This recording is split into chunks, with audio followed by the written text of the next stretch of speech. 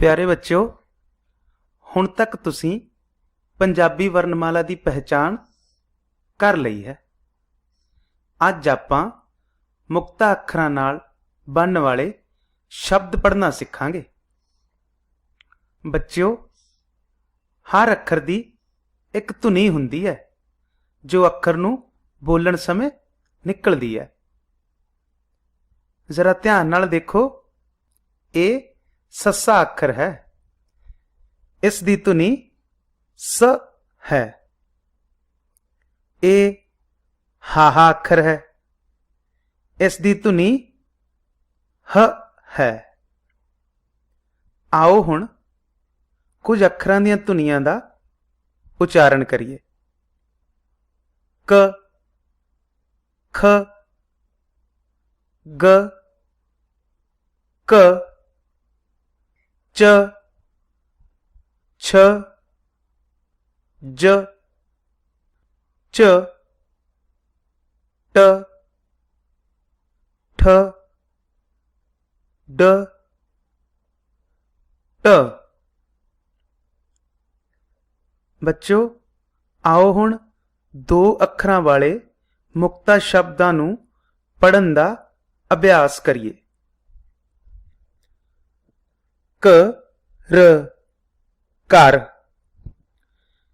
ਜ, ਲ, ਜਲ, ਤ, ਰ, ਤਰ, ਫ, ਲ, ਫਲ, ਹ, ਲ, ਹਲ, ਥ, ਣ, ਥਣ, ਵ, ਰ, ਵਰ, ਪ, ਰ, ਪਰ, ਡ, ਰ, ਡਰ, ਨ, ਰ, ਨਰ, ਕ, ਰ, ਕਰ,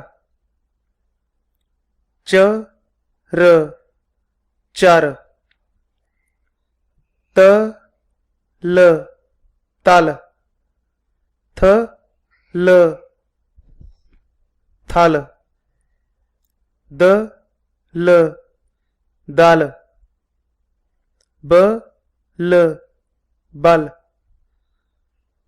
ग, ळ, गल, फ, ळ, फल, म, ळ, मल, क, ड़, कड़, फ, ड़, फड़, स, ज, सज।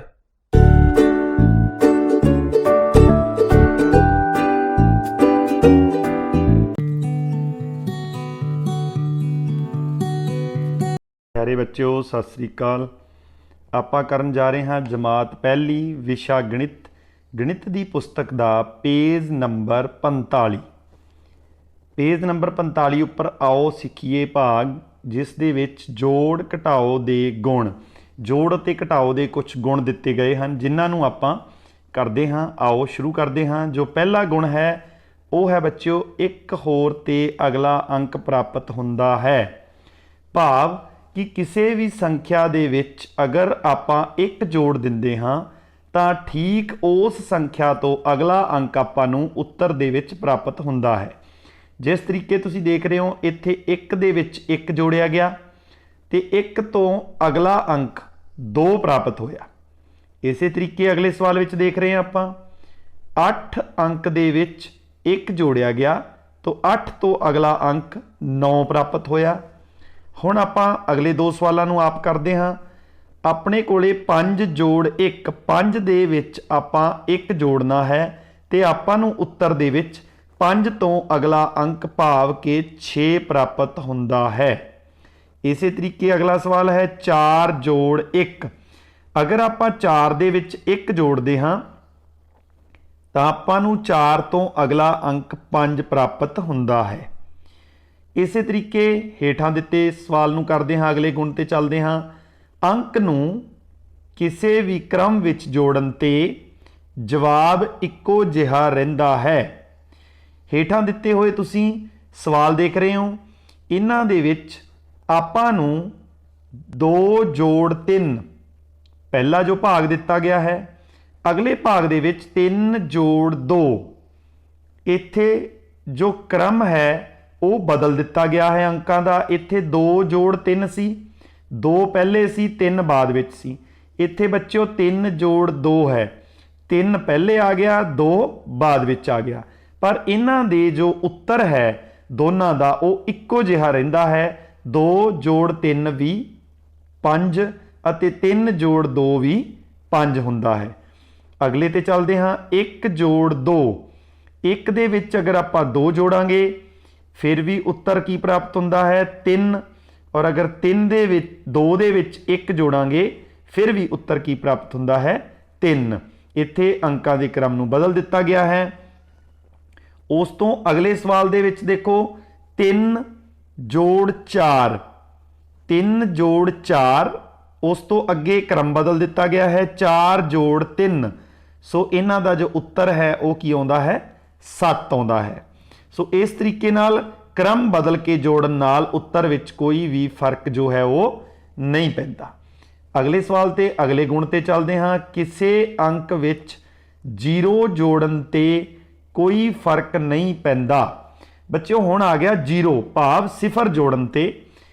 ਕਿਸੇ ਵੀ ਅੰਕ ਦੇ ਵਿੱਚ ਅਗਰ ਆਪਾਂ 0 ਨੂੰ ਜੋੜ ਦਿੰਦੇ ਹਾਂ ਤਾਂ ਉਸ ਦੇ ਉੱਤਰ ਦੇ ਵਿੱਚ ਕੋਈ ਵੀ ਫਰਕ ਹੈ ਉਹ ਨਹੀਂ ਪੈਂਦਾ, ਭਾਵ ਕਿ ਉਹੀ ਉੱਤਰ ਆ ਜਾਂਦਾ ਹੈ। ਜਿਸ ਤਰੀਕੇ ਨਾਲ 1 ਦੇ ਵਿੱਚ 0 ਨੂੰ ਜੋੜਿਆ ਗਿਆ ਉੱਤਰ ਵੀ ਕੀ ਆ ਗਿਆ 1 ਆਇਆ। ਇੱਥੇ 8 ਦੇ ਵਿੱਚ ਅਗਰ ਆਪਾਂ 0 ਨੂੰ ਜੋੜਦੇ ਹਾਂ ਤਾਂ ਉੱਤਰ ਵੀ ਕੀ ਪ੍ਰਾਪਤ ਹੁੰਦਾ ਹੈ 8 ਪ੍ਰਾਪਤ ਹੁੰਦਾ ਹੈ। ਇਸੇ ਤਰੀਕੇ ਅਗਲੇ 2 ਸਵਾਲਾਂ ਨੂੰ ਆਪਾਂ ਕਰਦੇ ਹਾਂ।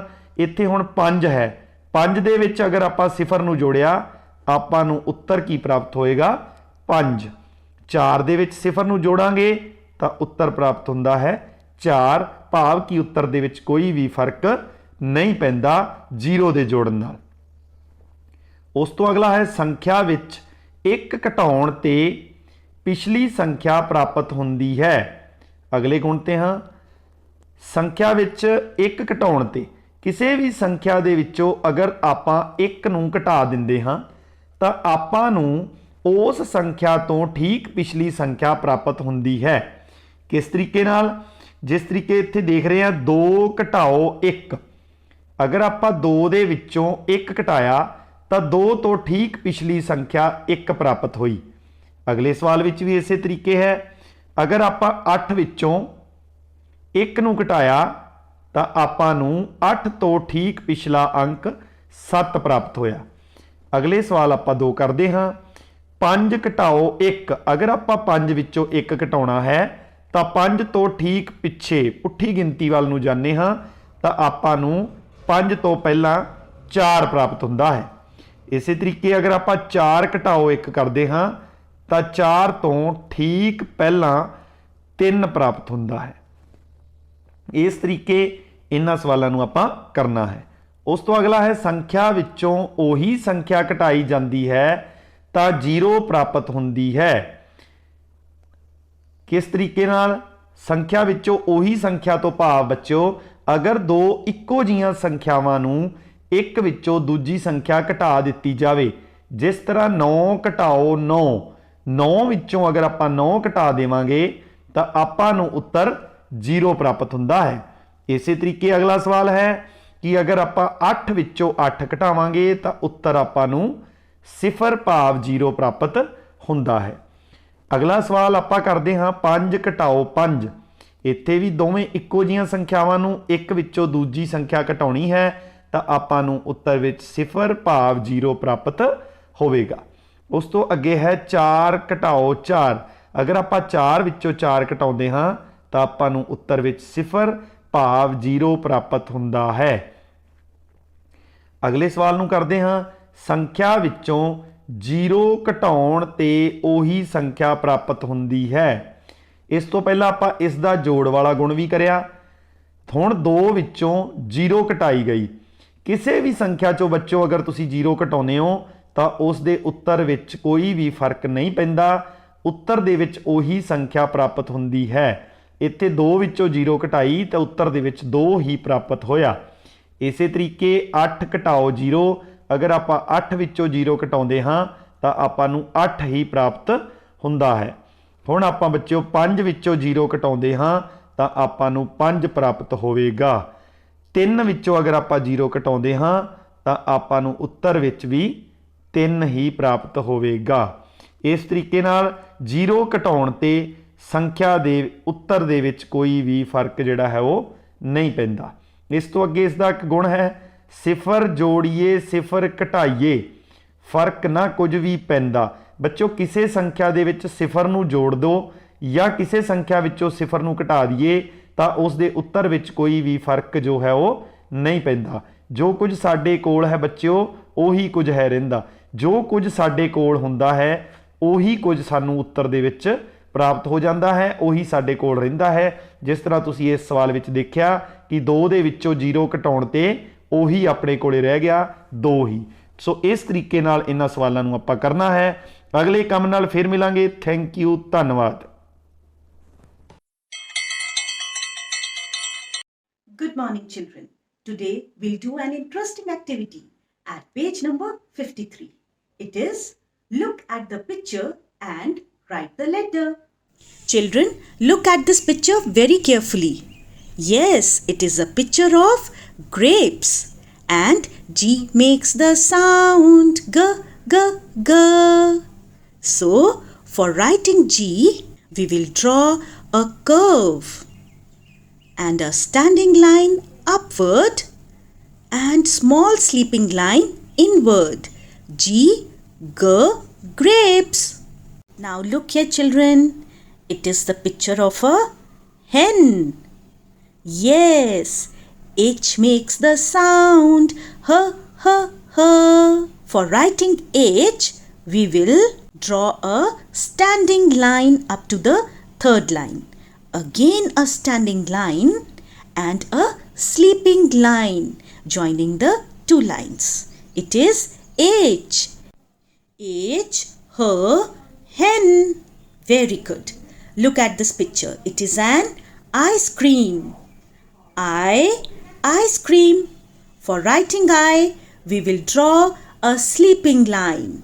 Then a standing line from the middle up to the third line.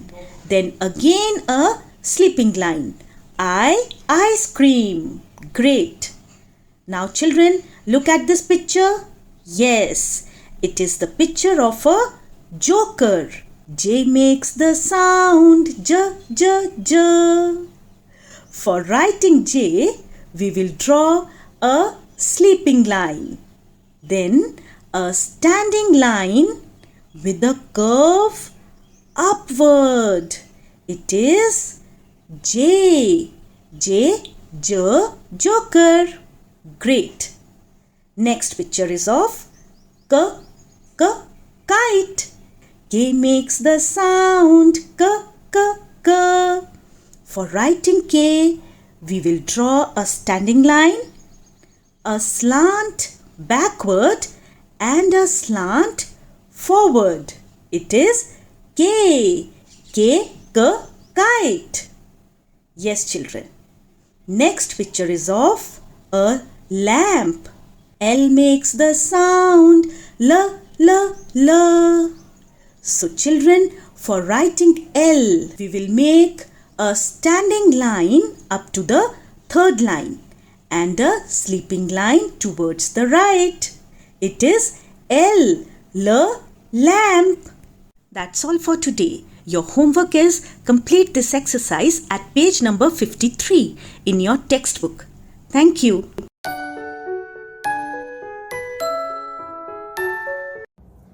ਸਤਿ ਸ਼੍ਰੀ ਅਕਾਲ ਪਿਆਰੇ ਬੱਚਿਓ, ਅੱਜ ਦੀ ਜਮਾਤ ਵਿੱਚ ਤੁਹਾਡਾ ਸਵਾਗਤ ਹੈ। ਹੁਣ ਤੱਕ ਤੁਸੀਂ ਬਿੰਦੀ ਲਗਾਖਰ ਦੇ ਸ਼ਬਦਾਂ ਤੇ ਵਾਕਾਂ ਨੂੰ ਪੜ੍ਹਨਾ ਸਿੱਖ ਚੁੱਕੇ ਹੋ। ਅੱਜ ਅਸੀਂ ਕਰਾਂਗੇ ਪੰਨਾ ਨੰਬਰ 28 ਉੱਤੇ ਦਿੱਤੇ ਅਭਿਆਸ ਦਾ ਤੀਜਾ ਪ੍ਰਸ਼ਨ, ਜੋ ਹੈ ਰੰਗ ਭਰੋ। ਆਓ ਸ਼ੁਰੂ ਕਰਦੇ ਹਾਂ।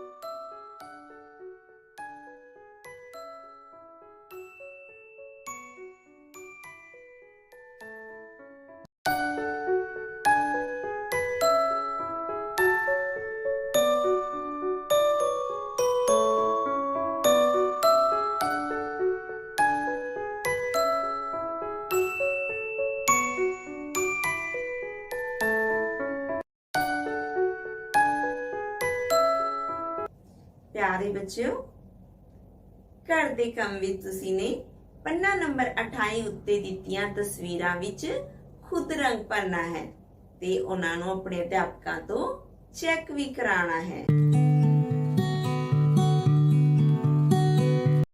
ਸਤਿ ਸ਼੍ਰੀ ਅਕਾਲ ਪਿਆਰੇ ਬੱਚਿਓ। ਅੱਜ ਆਪਾਂ ਸੰਖਿਆ ਪੱਟੀ ਦੀ ਮਦਦ ਨਾਲ ਜੋੜ ਅਤੇ ਘਟਾਓ ਕਰਨਾ ਸਿੱਖਾਂਗੇ। ਬੱਚਿਓ, ਇਹ ਹੈ ਬੰਨੀ। ਬੰਨੀ ਨੂੰ ਛਾਲਾ ਮਾਰਨ ਦਾ ਬਹੁਤ ਸ਼ੌਂਕ ਹੈ। ਬੱਚਿਓ, ਬੰਨੀ ਛਾਲਾ ਮਾਰਦਾ ਹੋਇਆ 7 ਤੇ ਪਹੁੰਚ ਗਿਆ ਹੈ। ਹੁਣ ਬੰਨੀ ਦਾ ਜੀ ਕਰਦਾ ਹੈ ਕਿ ਉਹ 6 ਹੋਰ ਛਾਲਾ ਮਾਰੇ। 6 ਹੋਰ ਛਾਲਾਂ ਦਾ ਭਾਵ ਅੱਗੇ ਵੱਲ ਨੂੰ ਜਾਵੇ। ਤਾਂ ਬੱਚਿਓ, ਆਓ ਦੇਖਦੇ ਹਾਂ ਜਦੋਂ ਬੰਨੀ 6 ਹੋਰ ਛਾਲਾਂ ਮਾਰਦਾ ਹੈ ਤਾਂ ਉਹ ਕਿੱਥੇ ਪਹੁੰਚ ਜਾਂਦਾ ਹੈ। ਦੇਖੋ ਬੱਚਿਓ, ਬੰਨੀ 7 ਤੇ ਖੜਾ ਹੈ। ਬੰਨੀ ਪਹਿਲੀ ਛਾਲ ਮਾਰਦਾ ਹੈ ਤੇ ਉਹ ਪਹੁੰਚ ਜਾਂਦਾ ਹੈ 8 ਤੇ। ਬੰਨੀ ਹੁਣ ਦੂਜੀ ਛਾਲ ਮਾਰਦਾ ਹੈ ਤਾਂ ਦੇਖੋ ਕਿੱਥੇ ਪਹੁੰਚ ਜਾਂਦਾ ਹੈ 9 ਤੇ। ਬੰਨੀ ਤੀਜੀ ਛਾਲ ਮਾਰ ਕੇ ਪਹੁੰਚ ਜਾਂਦਾ ਹੈ 10 ਤੇ। ਪਿਆਰੇ ਬੱਚਿਓ, ਬੰਨੀ ਨੇ ਹਜੇ 6 ਛਾਲਾਂ ਮਾਰਨੀਆਂ ਹਨ। ਹੁਣ ਦੇਖੋ, ਬੰਨੀ ਜਦੋਂ ਚੌਥੀ ਛਾਲ ਮਾਰਦਾ ਹੈ ਤਾਂ ਉਹ ਪਹੁੰਚ ਜਾਂਦਾ ਹੈ 11 ਤੇ। ਬੰਨੀ ਪੰਜਵੀਂ ਛਾਲ ਮਾਰ ਕੇ 12 ਤੇ ਪਹੁੰਚ ਜਾਂਦਾ ਹੈ। ਹੁਣ ਦੇਖੋ ਬੱਚਿਓ, ਬੰਨੀ ਜਦੋਂ 6ਵੀਂ ਛਾਲ ਮਾਰਦਾ ਹੈ ਤਾਂ ਕਿੱਥੇ ਪਹੁੰਚ ਗਿਆ? ਹਾਂਜੀ, 13 ਤੇ ਪਹੁੰਚ ਗਿਆ। ਬੱਚਿਓ, ਬੰਨੀ ਜਦੋਂ 7 ਤੇ ਖੜਾ ਹੋ ਕੇ 6 ਹੋਰ ਛਾਲਾਂ ਮਾਰਦਾ ਹੈ ਤਾਂ ਉਹ ਕਿੱਥੇ ਪਹੁੰਚ ਜਾਂਦਾ ਹੈ? ਹਾਂਜੀ, ਉਹ ਪਹੁੰਚ ਜਾਂਦਾ ਹੈ 13 ਤੇ। 7 ਜਮਾ 6 ਬਰਾਬਰ 13। ਬੱਚਿਓ, ਬੰਨੀ ਦੇਖੋ ਕਿੱਥੇ ਖੜਾ ਹੈ?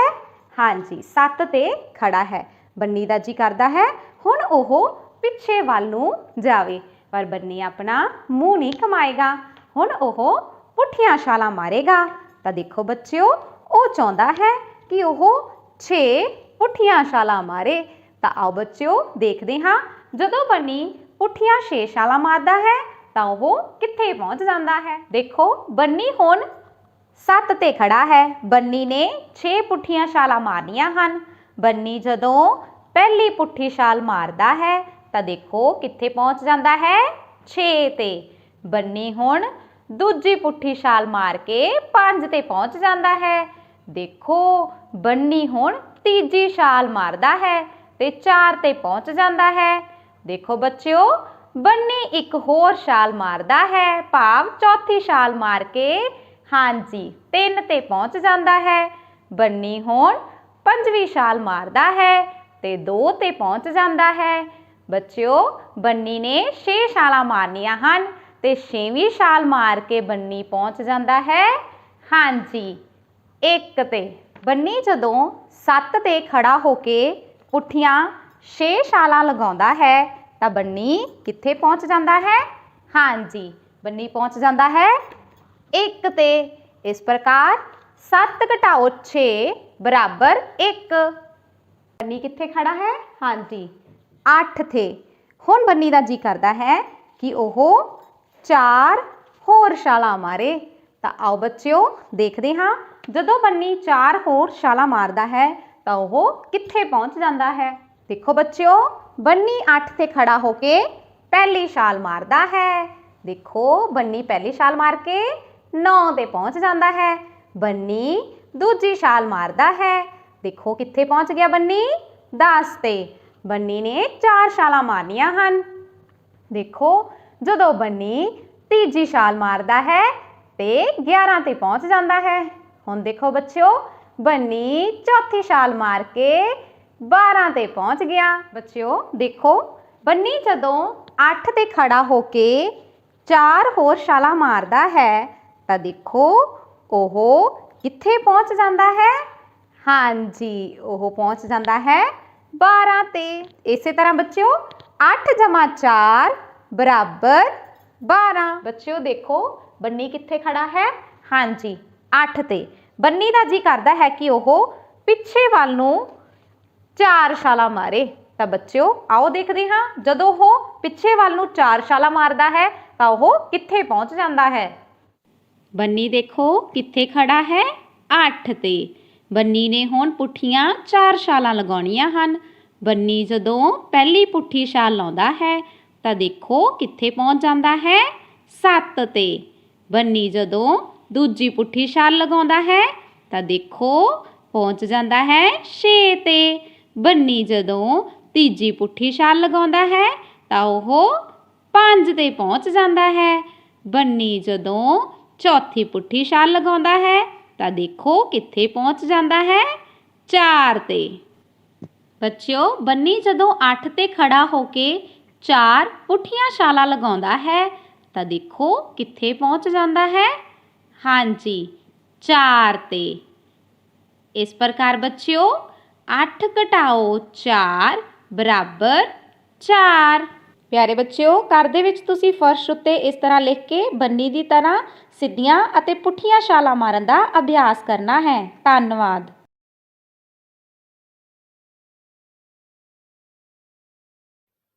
Hello dear children, we have learned to read and write words with vowel sound E in patrons. Children, today we will learn to recognize the pictures and read the words. These pictures are given at page number 37 and 38 of your English textbook. The first picture shows a bed. Children, we sleep on the bed. Let's read bed. The next picture shows a leg. Children, we have 2 legs. We read as egg, leg. Egg, leg. Let's move to the next picture. It shows few. Children, few means less in number. We read as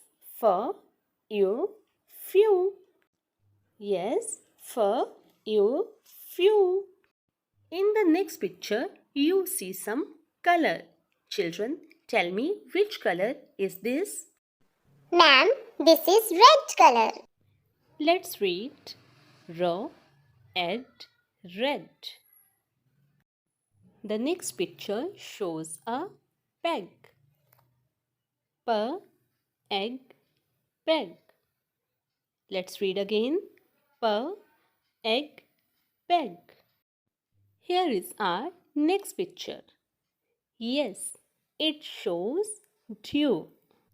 The dewdrops are shining. Dew. Yes, dew. The next one is a den. Children, a lion lives in a den. We read as den. Yes, den. The next picture shows a web. Yes, a spider's web. Let's read web. The next picture shows a number. Now tell me, which number is this? Ma'am, it is number 10. Yes, you are right. We read as 10. The next one is jet. Jet. Jet. The next one is net. And we read as net. And the last one is pet. Pet. Dear children, now it's time to note down your homework. Read these words and note down in your notebooks. ਜਮਾਤ ਤੀਜੀ ਵਿਸ਼ਾ ਪੰਜਾਬੀ। ਬਹੁਤ ਪਿਆਰੇ ਵਿਦਿਆਰਥੀਓ, ਅਸੀਂ ਆਪਣੀ ਪੰਜਾਬੀ ਦੀ ਪਾਠ ਪੁਸਤਕ ਦਾ ਪਾਠ ਨੰਬਰ 7 ਦਰਿਆ ਨੇ ਕਿਹਾ ਪੜ੍ਹ ਚੁੱਕੇ ਹਾਂ। ਇਸ ਨਾਲ ਸੰਬੰਧਿਤ ਬਹੁਤ ਸਾਰਾ ਅਭਿਆਸ ਵੀ ਹੋ ਚੁੱਕਾ ਹੈ। ਆਓ ਇਸ ਨਾਲ ਜੁੜੀ ਹੋਈ ਇੱਕ ਮਾਈਂਡ ਮੈਪਿੰਗ ਵੀ ਕਰੀਏ। ਬੱਚਿਓ, ਅੱਜ ਦੀ ਦਿਮਾਗੀ ਕਸਰਤ ਦਾ ਵਿਸ਼ਾ ਹੈ ਵੱਖ-ਵੱਖ ਰੁੱਖਾਂ ਦੇ ਨਾਂ। ਤੁਸੀਂ ਸਾਰਿਆਂ ਨੇ ਰੁੱਖ ਤਾਂ ਬਹੁਤ ਵੇਖੇ ਹੋਏ ਹਨ। ਘਰ ਦੇ ਆਲੇ ਦੁਆਲੇ, ਪਿੰਡ ਵਿੱਚ ਤੇ ਸਕੂਲ ਵਿੱਚ ਬਹੁਤ ਰੁੱਖ ਲੱਗੇ ਹੋਏ ਹੁੰਦੇ ਹਨ। ਬੱਚਿਓ, ਆਮ ਕਰਕੇ ਤੁਸੀਂ ਫਲਾਂ ਵਾਲੇ ਰੁੱਖਾਂ ਨੂੰ ਬਹੁਤ ਪਿਆਰ ਕਰਦੇ ਹੋ ਤੇ ਉਹਨਾਂ ਤੇ ਚੜ੍ਹਨਾ, ਫਲਾਂ ਨੂੰ ਤੋੜਨਾ ਵੀ ਤੁਹਾਨੂੰ ਬਹੁਤ ਪਸੰਦ ਹੈ। ਤਾਂ ਬੱਚਿਓ, ਅੱਜ ਦੀ ਮਾਈਂਡ ਮੈਪਿੰਗ ਵਿੱਚ ਚਿੱਤਰਾਂ ਰਾਹੀਂ ਬਹੁਤ ਸਾਰੇ ਰੁੱਖਾਂ ਨੂੰ ਪਛਾਣਦੇ ਹੋਏ ਨਾਲ-ਨਾਲ ਅਸੀਂ ਛੋਟੀ-ਛੋਟੀਆਂ ਗੱਲਾਂ ਵੀ ਕਰਾਂਗੇ। ਸਭ ਤੋਂ ਪਹਿਲਾ ਰੁੱਖ ਹੈ ਬੋੜ ਜਾਂ ਬਰਗਦ ਦਾ। ਇਸ ਨੂੰ ਬਾਬਾ ਬੋੜ ਵੀ ਕਹਿੰਦੇ ਹਨ। ਇਸ ਦੀ ਉਮਰ ਸੈਂਕੜੇ ਸਾਲ ਹੁੰਦੀ ਹੈ। ਪਛਾਣਨਾ ਤਾਂ ਇਸ ਨੂੰ ਬਹੁਤ ਸੌਖਾ ਹੈ। ਇਸ ਦੀਆਂ ਜੜ੍ਹਾਂ ਇਸ ਦੀਆਂ ਟਾਹਣੀਆਂ ਤੋਂ ਹੇਠਾਂ ਵੱਲ ਧਰਤੀ ਨੂੰ ਆ ਰਹੀਆਂ ਹੁੰਦੀਆਂ ਹਨ। ਬੱਚੇ ਇਹਨਾਂ ਨਾਲ ਲਮਕ ਕੇ ਝੂਟੇ ਵੀ ਲੈਂਦੇ ਹਨ। ਬੱਚਿਓ, ਯਾਦ ਰੱਖਣ ਯੋਗ ਗੱਲ ਇਹ ਹੈ ਵੀ ਇਹ ਸਾਡਾ ਰਾਸ਼ਟਰੀ ਰੁੱਖ ਹੈ। ਇਹ ਚਿੱਤਰ ਵੇਖ ਕੇ ਸਭ ਨੇ ਰੁੱਖ ਪਛਾਣ ਲਿਆ ਹੋਣਾ। ਜੀ ਹਾਂ, ਨਿੰਮ ਦਾ ਰੁੱਖ ਹੈ ਜਿਸ ਨੂੰ ਹਰੀਆਂ ਨਮੋਲੀਆਂ ਲੱਗਦੀਆਂ ਹਨ। ਨਮੋਲੀਆਂ ਤੋਂ ਸਾਬਣ ਵੀ ਬਣਦਾ ਹੈ। ਵੈਸੇ ਤਾਂ ਨਿੰਮ ਦੀ ਦਾਤਣ ਬਹੁਤ ਮਸ਼ਹੂਰ ਹੈ, ਪਰ ਨਾਲ-ਨਾਲ ਇਸ ਦੇ ਹਰੇਕ ਹਿੱਸੇ ਤੋਂ ਹੀ ਕੋਈ ਨਾ ਕੋਈ ਦਵਾਈ ਬਣਦੀ ਹੀ ਹੈ। ਤੂਤ, ਇਹ ਰੁੱਖ ਬੱਚਿਆਂ ਨੇ ਜ਼ਰੂਰ ਵੇਖਿਆ ਹੁੰਦਾ ਹੈ। ਤੂਤ ਆਮ ਕਰਕੇ ਪਿੰਡ ਵਿੱਚ ਕਿਤੇ ਨਾ ਕਿਤੇ ਜ਼ਰੂਰ ਲੱਗਿਆ ਹੁੰਦਾ ਹੈ। ਇਸ ਦੇ ਮਿੱਠੇ ਫਲ ਤੋੜ ਕੇ ਖਾਣਾ ਵੀ ਬੱਚਿਆਂ ਨੂੰ ਬਹੁਤ ਪਸੰਦ ਹੁੰਦਾ ਹੈ। ਟਾਹਲੀ ਪੰਜਾਬ ਦਾ ਰਾਜ ਰੁੱਖ ਹੈ। ਇਸ ਦੀ ਲੱਕੜ ਬਹੁਤ ਮਜ਼ਬੂਤ ਹੁੰਦੀ ਹੈ।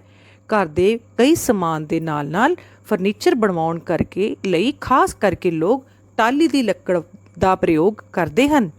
ਜਾਮਣ ਤਾਂ ਬੱਚਿਓ ਸਾਰਿਆਂ ਨੂੰ ਹੀ ਬਹੁਤ ਪਸੰਦ ਹੁੰਦੀ ਹੈ। ਅੱਜ ਕੱਲ੍ਹ ਜਾਮਣ ਦਾ ਮੌਸਮ ਵੀ ਆ ਗਿਆ ਹੈ। ਅਮਰੂਦ ਦਾ ਰੁੱਖ ਤਾਂ ਸਭ ਬੱਚਿਆਂ ਨੇ ਜ਼ਰੂਰ ਵੇਖਿਆ ਹੋਣਾ। ਅਮਰੂਦਾਂ ਦੇ ਰੁੱਖਾਂ ਤੇ ਚੜ੍ਹ ਕੇ ਅਮਰੂਦ ਤੋੜਨਾ ਤੇ ਇਕੱਠੇ ਕਰਕੇ ਇੱਕ ਦੂਜੇ ਨਾਲ ਖਾਂਦੇ ਹੋਏ ਆਨੰਦ ਲੈਣਾ ਬੱਚਿਆਂ ਨੂੰ ਬਹੁਤ ਚੰਗਾ ਲੱਗਦਾ ਹੈ। ਅੰਬ, ਅੱਜ ਕੱਲ੍ਹ ਬੱਚਿਓ ਅੰਬ ਦਾ ਵੀ ਮੌਸਮ ਚੱਲ ਰਿਹਾ ਹੈ। ਅੰਬ ਦੀ ਲੱਕੜ ਵੀ ਕਈ ਚੀਜ਼ਾਂ ਬਣਾਉਣ ਲਈ ਵਰਤੀ ਜਾਂਦੀ ਹੈ ਤੇ ਆਪਾਂ ਨੂੰ ਪਤਾ ਹੀ ਹੈ ਕਿ ਅੰਬ ਦੇ ਰੁੱਖ ਤੋਂ ਤੋੜੇ ਗਏ ਅੰਬ ਨਾ ਹੀ ਕੇਵਲ ਖਾਣ ਵਿੱਚ ਪਸੰਦ ਆਉਂਦੇ ਹਨ, ਬਲਕਿ ਇਹਨਾਂ ਦਾ ਅਚਾਰ ਤੇ ਮੁਰੱਬਾ ਵੀ ਪੈਂਦਾ ਹੈ। ਕਿੱਕਰ ਦਾ ਰੁੱਖ ਬਹੁਤ ਉੱਚਾ ਹੁੰਦਾ ਹੈ। ਇਸ ਦੇ ਨੀਚੇ ਕਾਫੀ ਕੰਡੇ ਪਏ ਹੁੰਦੇ ਹਨ। ਆਮ ਕਰਕੇ ਉਹ ਪੈਰਾਂ ਵਿੱਚ ਚੁੱਭ ਜਾਂਦੇ ਹਨ। ਬਹੁਤ ਪਿਆਰੇ ਬੱਚਿਓ, ਇਸ ਪਾਠ ਨੂੰ ਸਮਾਪਤ ਕਰਨ ਤੋਂ ਪਹਿਲਾਂ ਆਓ ਘਰ ਦਾ ਕੰਮ ਵੇਖ ਲਈਏ। ਅੱਜ ਤੁਸੀਂ ਸਭ ਨੇ ਲਿਖਣੇ ਹਨ ਰੁੱਖਾਂ ਦੇ ਨਾਂ। ਧੰਨਵਾਦ। ਸਤਿ ਸ਼੍ਰੀ ਅਕਾਲ ਪਿਆਰੇ ਬੱਚਿਓ, ਅੱਜ ਅਸੀਂ ਤੁਹਾਡੀ ਗਣਿਤੀ ਪਾਠ ਪੁਸਤਕ ਦੇ ਪੰਨਾ ਨੰਬਰ 58 ਉੱਪਰ ਦਿੱਤੇ ਗਏ 3 ਅੰਕੀ ਸੰਖਿਆਵਾਂ ਦਾ ਜੋੜ ਇਹ ਸਵਾਲ ਕਰੰਸੀ ਨੋਟਾਂ ਦੀ ਮਦਦ ਦੇ ਨਾਲ ਹੱਲ ਕਰਾਂਗੇ। ਬੱਚਿਓ, ਇਹ ਮਿੰਨੀ ਹੈ ਤੇ ਮਿੰਨੀ ਨੇ ਅੱਜ ਆਪਣੀ ਗੋਲਕ ਖੋਲੀ। ਹਾਂਜੀ ਤੇ ਮਿੰਨੀ ਦੀ ਗੋਲਕ ਚੋਂ ਅੱਜ ਨਿਕਲੇ 572 ਰੁਪਏ। ਮਿੰਨੀ ਦੇ ਦਾਦਾ ਜੀ ਨੇ ਅੱਜ ਮਿੰਨੀ ਨੂੰ ਕੁਝ ਰੁਪਏ ਹੋਰ ਦੇ ਦਿੱਤੇ ਤੇ ਹੋਰ ਤੋਂ ਭਾਵ ਹੈ ਜੋੜ। ਤੇ ਆਓ ਫਿਰ ਪਿਆਰੇ ਬੱਚਿਓ ਦੇਖੀਏ ਮਿੰਨੀ ਕੋਲ ਹੁਣ ਕਿੰਨੇ ਰੁਪਏ ਹੋ ਗਏ। ਬੱਚਿਓ ਮਿੰਨੀ ਕੋਲ ਸਨ 572 ਰੁਪਏ। ਆਓ ਸਭ ਤੋਂ ਪਹਿਲੇ ਇੱਕ ਇੱਕ ਦੇ ਨੋਟਾਂ ਦੀ ਗਿਣਤੀ ਕਰੀਏ। 1 2 ਇੱਕ ਇੱਕ ਦੇ 2 ਨੋਟ ਭਾਵ ਬਿਲਕੁਲ ਠੀਕ। ਹਾਂਜੀ ਕਿੰਨੇ 2 ਇਕਾਈਆਂ। ਆਓ ਹੁਣ 10 ਦੇ ਨੋਟਾਂ ਦੀ ਗਿਣਤੀ ਕਰੀਏ। ਹਾਂਜੀ 10 20 30 40 50 60 70 ਤੇ 70 ਰੁਪਏ ਤੋਂ ਭਾਵ ਹੈ ਬਿਲਕੁਲ ਠੀਕ 7 ਦਹਾਈਆਂ। ਤੇ ਹੁਣ ਵਾਰੀ ਹੈ 100 ਦੇ ਨੋਟਾਂ ਨੂੰ ਗਿਣਨ ਦੀ। 100 200 300 400 500 ਤੇ 500 ਰੁਪਏ ਭਾਵ ਬਿਲਕੁਲ ਠੀਕ 5 ਸੈਂਕੜੇ। ਮਿੰਨੀ ਦੇ ਦਾਦਾ ਜੀ ਨੇ ਉਸਨੂੰ ਕੁਝ ਰੁਪਏ ਹੋਰ ਦੇ ਦਿੱਤੇ ਤੇ ਆਓ ਫਿਰ ਦੇਖੀਏ ਕਿੰਨੇ ਰੁਪਏ ਦਿੱਤੇ ਦਾਦਾ ਜੀ ਨੇ। ਸਭ ਤੋਂ ਪਹਿਲੇ ਇੱਕ ਇੱਕ ਦੇ ਨੋਟ 1 2 3 4 5 ਤੇ 5 ਰੁਪਏ ਤੋਂ ਭਾਵ ਹੈ 5 ਇਕਾਈਆਂ। ਤੇ ਹੁਣ ਵਾਰੀ ਹੈ 10 ਦੇ ਨੋਟਾਂ ਦੀ। 10 20 30 40 50 60 ਤੇ 60 ਰੁਪਏ ਬਿਲਕੁਲ ਠੀਕ ਬਰਾਬਰ ਹਨ 6 ਦਹਾਈਆਂ। ਤੇ ਆਓ ਹੁਣ 100 ਦੇ ਨੋਟਾਂ ਦੀ ਗਿਣਤੀ ਕਰੀਏ। 100 200 ਤੇ 200 ਰੁਪਏ ਭਾਵ 2 ਸੈਂਕੜੇ। ਸੋ ਮਿੰਨੀ ਦੇ ਦਾਦਾ ਜੀ ਨੇ ਉਸਨੂੰ ਦਿੱਤੇ 265 ਰੁਪਏ। ਤੇ ਬੱਚਿਓ ਆਓ ਫਿਰ ਦੇਖੀਏ ਮਿੰਨੀ ਕੋਲ ਕਿੰਨੇ ਰੁਪਏ ਹੋ ਗਏ। ਸਭ ਤੋਂ ਪਹਿਲੇ ਗਿਣਤੀ ਕਰਾਂਗੇ ਇੱਕ ਇੱਕ ਦੇ ਨੋਟਾਂ ਦੀ।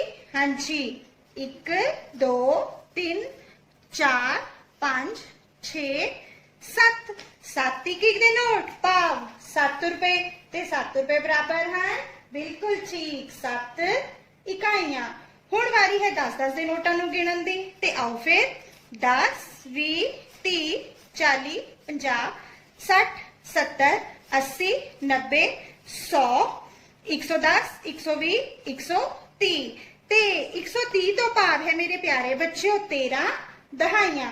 ਹੁਣ ਮਿੰਨੀ ਨੇ 13 ਦਹਾਈਆਂ ਦੇ ਵਿੱਚੋਂ 10 ਦਹਾਈਆਂ ਦੇ ਬਦਲੇ ਭਾਵ ਕਿ 10 ਦੇ 10 ਨੋਟਾਂ ਦੇ ਬਦਲੇ ਹਾਂਜੀ 100 ਦਾ ਇੱਕ ਨੋਟ ਲੈ ਲਿਆ। ਕਿਉਂਕਿ ਹੁਣ ਤੁਹਾਡੇ ਵਰਗੇ ਪਿਆਰੇ ਬੱਚਿਆਂ ਵਾਂਗੂ ਮਿੰਨੀ ਨੂੰ ਵੀ ਪਤਾ ਹੈ 10 ਦਹਾਈਆਂ ਬਰਾਬਰ ਹੈ 1 ਸੈਂਕੜਾ। ਤੇ ਪਿਆਰੇ ਬੱਚਿਓ ਮਿੰਨੀ ਕੋਲ ਹੁਣ ਹਨ ਹਾਂਜੀ ਆਓ ਦੇਖੀਏ 10 20 30 30 ਰੁਪਏ ਭਾਵ 3 ਦਹਾਈਆਂ। ਹਾਂਜੀ ਅਤੇ 1 ਸੈਂਕੜੇ ਦੇ ਸਥਾਨ ਤੇ ਆਓ ਹੁਣ 100 ਦੇ ਨੋਟਾਂ ਦੀ ਗਿਣਤੀ ਕਰ ਲਈਏ ਫਿਰ। ਹਾਂਜੀ 100 200 300 400 500 600 700 800 ਹਾਂਜੀ ਤੇ ਮਿੰਨੀ ਕੋਲ ਹੁਣ ਹਨ 800 ਰੁਪਏ ਭਾਵ 8 ਸੈਂਕੜੇ। ਸੋ ਪਿਆਰੇ ਬੱਚਿਓ ਮਿੰਨੀ ਕੋਲ ਹੁਣ ਹੋ ਗਏ 837 ਰੁਪਏ। ਹੁਣ ਵਾਰੀ ਹੈ ਘਰ ਦੇ ਕੰਮ ਦੀ।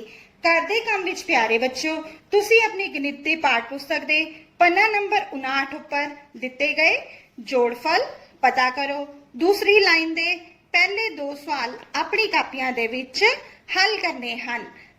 ਧੰਨਵਾਦ।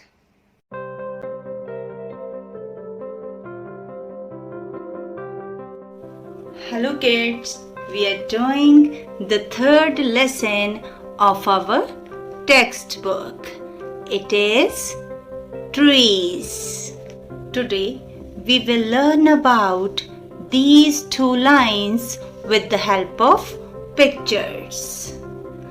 Let's sing them together first. Trees are the kindest things I know.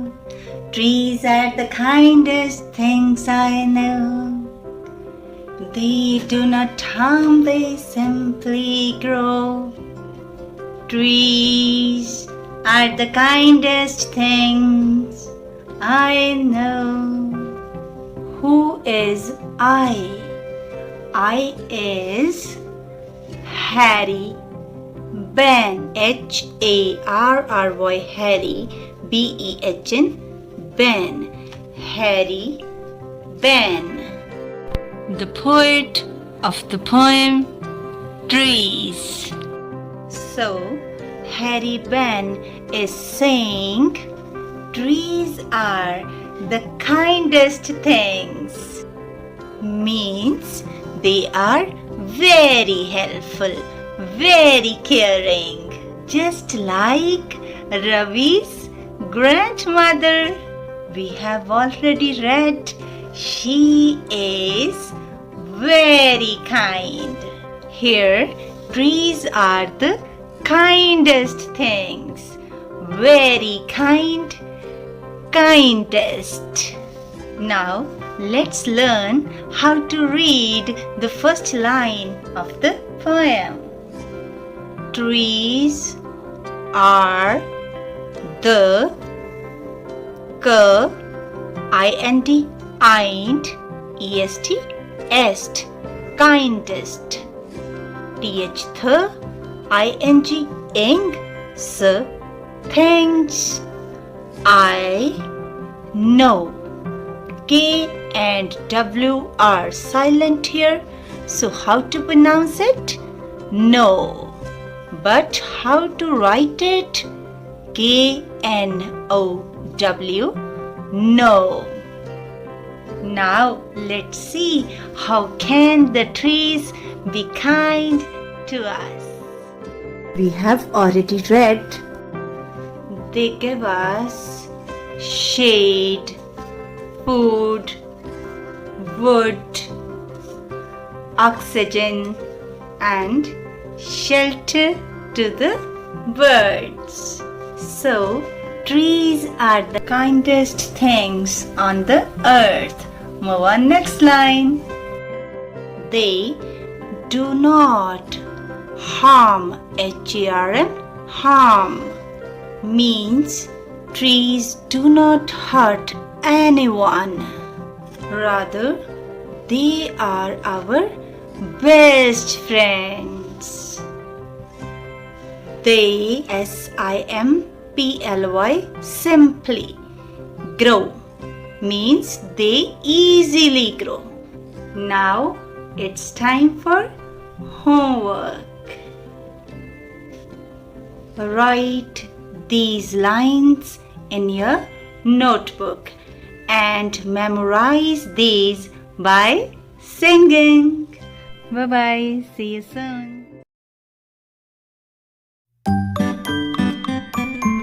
ਤੀਜੀ ਜਮਾਤ ਦੇ ਬਹੁਤ ਹੀ ਪਿਆਰੇ ਬੱਚਿਓ, ਸਤਿ ਸ਼੍ਰੀ ਅਕਾਲ ਜੀ।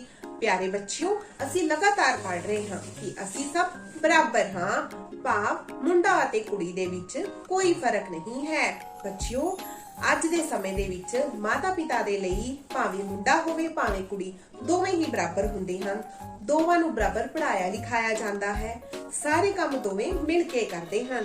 ਜਿਸ ਤਰ੍ਹਾਂ ਬੱਚਿਓ ਘਰ ਦੇ ਵਿੱਚ ਖਾਣਾ ਪਹਿਲਾਂ ਸਾਡੇ ਮਾਤਾ ਜੀ ਜਾਂ ਸਾਡੀਆਂ ਭੈਣਾਂ ਬਣਾਉਂਦੀਆਂ ਸਨ, ਪਰ ਅੱਜ ਦੇ ਸਮੇਂ ਦੇ ਵਿੱਚ ਖਾਣਾ ਸਾਡੇ ਪਿਤਾ ਜੀ ਤੇ ਸਾਡੇ ਭਰਾ ਵੀ ਬਣਾ ਦਿੰਦੇ ਹਨ। ਭਾਵ ਖਾਣਾ ਬਣਾਉਣਾ ਵੀ ਮੁੰਡਾ ਅਤੇ ਕੁੜੀ ਦੋਵੇਂ ਹੀ ਬਣਾ ਸਕਦੇ ਹਨ। ਸੋ ਅਸੀਂ ਪਹਿਲਾਂ ਲਿਖਾਂਗੇ ਖਾਣਾ ਬਣਾਉਣਾ। ਅੱਗੇ ਹੈ ਜੀ ਘਰ ਦੀ ਸਾਫ਼ ਸਫਾਈ। ਬੱਚਿਓ, ਪਹਿਲਾਂ ਘਰ ਦੀਆਂ ਔਰਤਾਂ ਕਰਦੀਆਂ ਸਨ, ਪਰੰਤੂ ਅੱਜ ਘਰ ਦੇ ਮੁੰਡੇ ਵੀ ਘਰ ਦੀ ਸਾਫ਼ ਸਫਾਈ ਕਰਦੇ ਹਨ। ਭਾਵ ਝਾੜੂ ਪੋਚਾ ਲਗਾ ਦੇਣਾ, ਚਾਦਰਾਂ ਵਿਛਾ ਦੇਣੀਆਂ। ਠੀਕ ਹੈ ਜੀ। ਅੱਗੇ ਹੈ ਜੀ ਬੱਚਿਓ ਪਸ਼ੂਆਂ ਦੀ ਦੇਖਭਾਲ ਕਰਨਾ ਵੀ ਮੁੰਡੇ ਅਤੇ ਕੁੜੀਆਂ ਦੋਵੇਂ ਹੀ ਕਰ ਸਕਦੇ ਹਨ, ਜਿਵੇਂ ਪਸ਼ੂਆਂ ਨੂੰ ਨਹਿਲਾਉਣਾ, ਉਹਨਾਂ ਨੂੰ ਚਾਰਾ ਪਾਉਣਾ। ਸੋ ਬੱਚਿਓ ਅਸੀਂ ਲਿਖਾਂਗੇ ਪਸ਼ੂਆਂ ਦੀ ਦੇਖਭਾਲ ਕਰਨਾ। ਅੱਗੇ ਹੈ ਜੀ ਪਹਿਲੇ ਸਮੇਂ ਦੇ ਵਿੱਚ ਵਾਹਨ ਭਾਵ ਕਾਰਾਂ, ਗੱਡੀਆਂ, ਬੱਸਾਂ ਕੇਵਲ ਮੁੰਡੇ ਹੀ ਚਲਾਉਂਦੇ ਸਨ, ਪਰ ਅੱਜ ਦੇ ਸਮੇਂ ਦੇ ਵਿੱਚ ਕਾਰਾਂ, ਗੱਡੀਆਂ, ਬੱਸਾਂ, ਜਹਾਜ਼ ਕੁੜੀਆਂ ਵੀ ਚਲਾਉਂਦੀਆਂ ਹਨ। ਸੋ ਬੱਚਿਓ ਵਾਹਨ ਚਲਾਉਣਾ ਜਾਂ ਕਾਰਾਂ ਜਾਂ ਗੱਡੀਆਂ ਚਲਾਉਣਾ ਵੀ ਮੁੰਡੇ ਅਤੇ ਕੁੜੀਆਂ ਦੋਵੇਂ ਹੀ ਕੰਮ ਕਰ ਸਕਦੇ ਹਨ।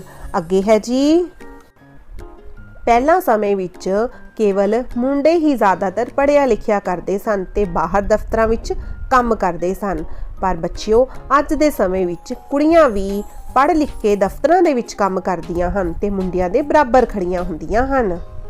ਬੱਚਿਓ, ਪਹਿਲਾਂ ਅਧਿਆਪਕ, ਵਕੀਲ, ਡਾਕਟਰ ਜ਼ਿਆਦਾ ਕਰਕੇ ਮੁੰਡੇ ਹੀ ਬਣਦੇ ਸਨ, ਪਰ ਅੱਜ ਦੇ ਸਮੇਂ ਵਿੱਚ ਕੁੜੀਆਂ ਵੀ ਅਧਿਆਪਕ, ਡਾਕਟਰ, ਵਕੀਲ ਅਤੇ ਜੱਜ ਬਣਦੀਆਂ ਹਨ। ਸੋ ਬੱਚਿਓ, ਇਹ ਸਾਰੇ ਕੰਮ ਮੁੰਡੇ ਅਤੇ ਕੁੜੀਆਂ ਦੋਵੇਂ ਹੀ ਕਰ ਸਕਦੇ ਹਨ। ਚਲੋ ਬੱਚਿਓ, ਹੁਣ ਅਸੀਂ ਸਾਰੇ ਕੰਮ ਦੀ ਇੱਕ ਵਾਰ ਦੁਹਰਾਈ ਕਰ ਲੈਂਦੇ ਹਾਂ।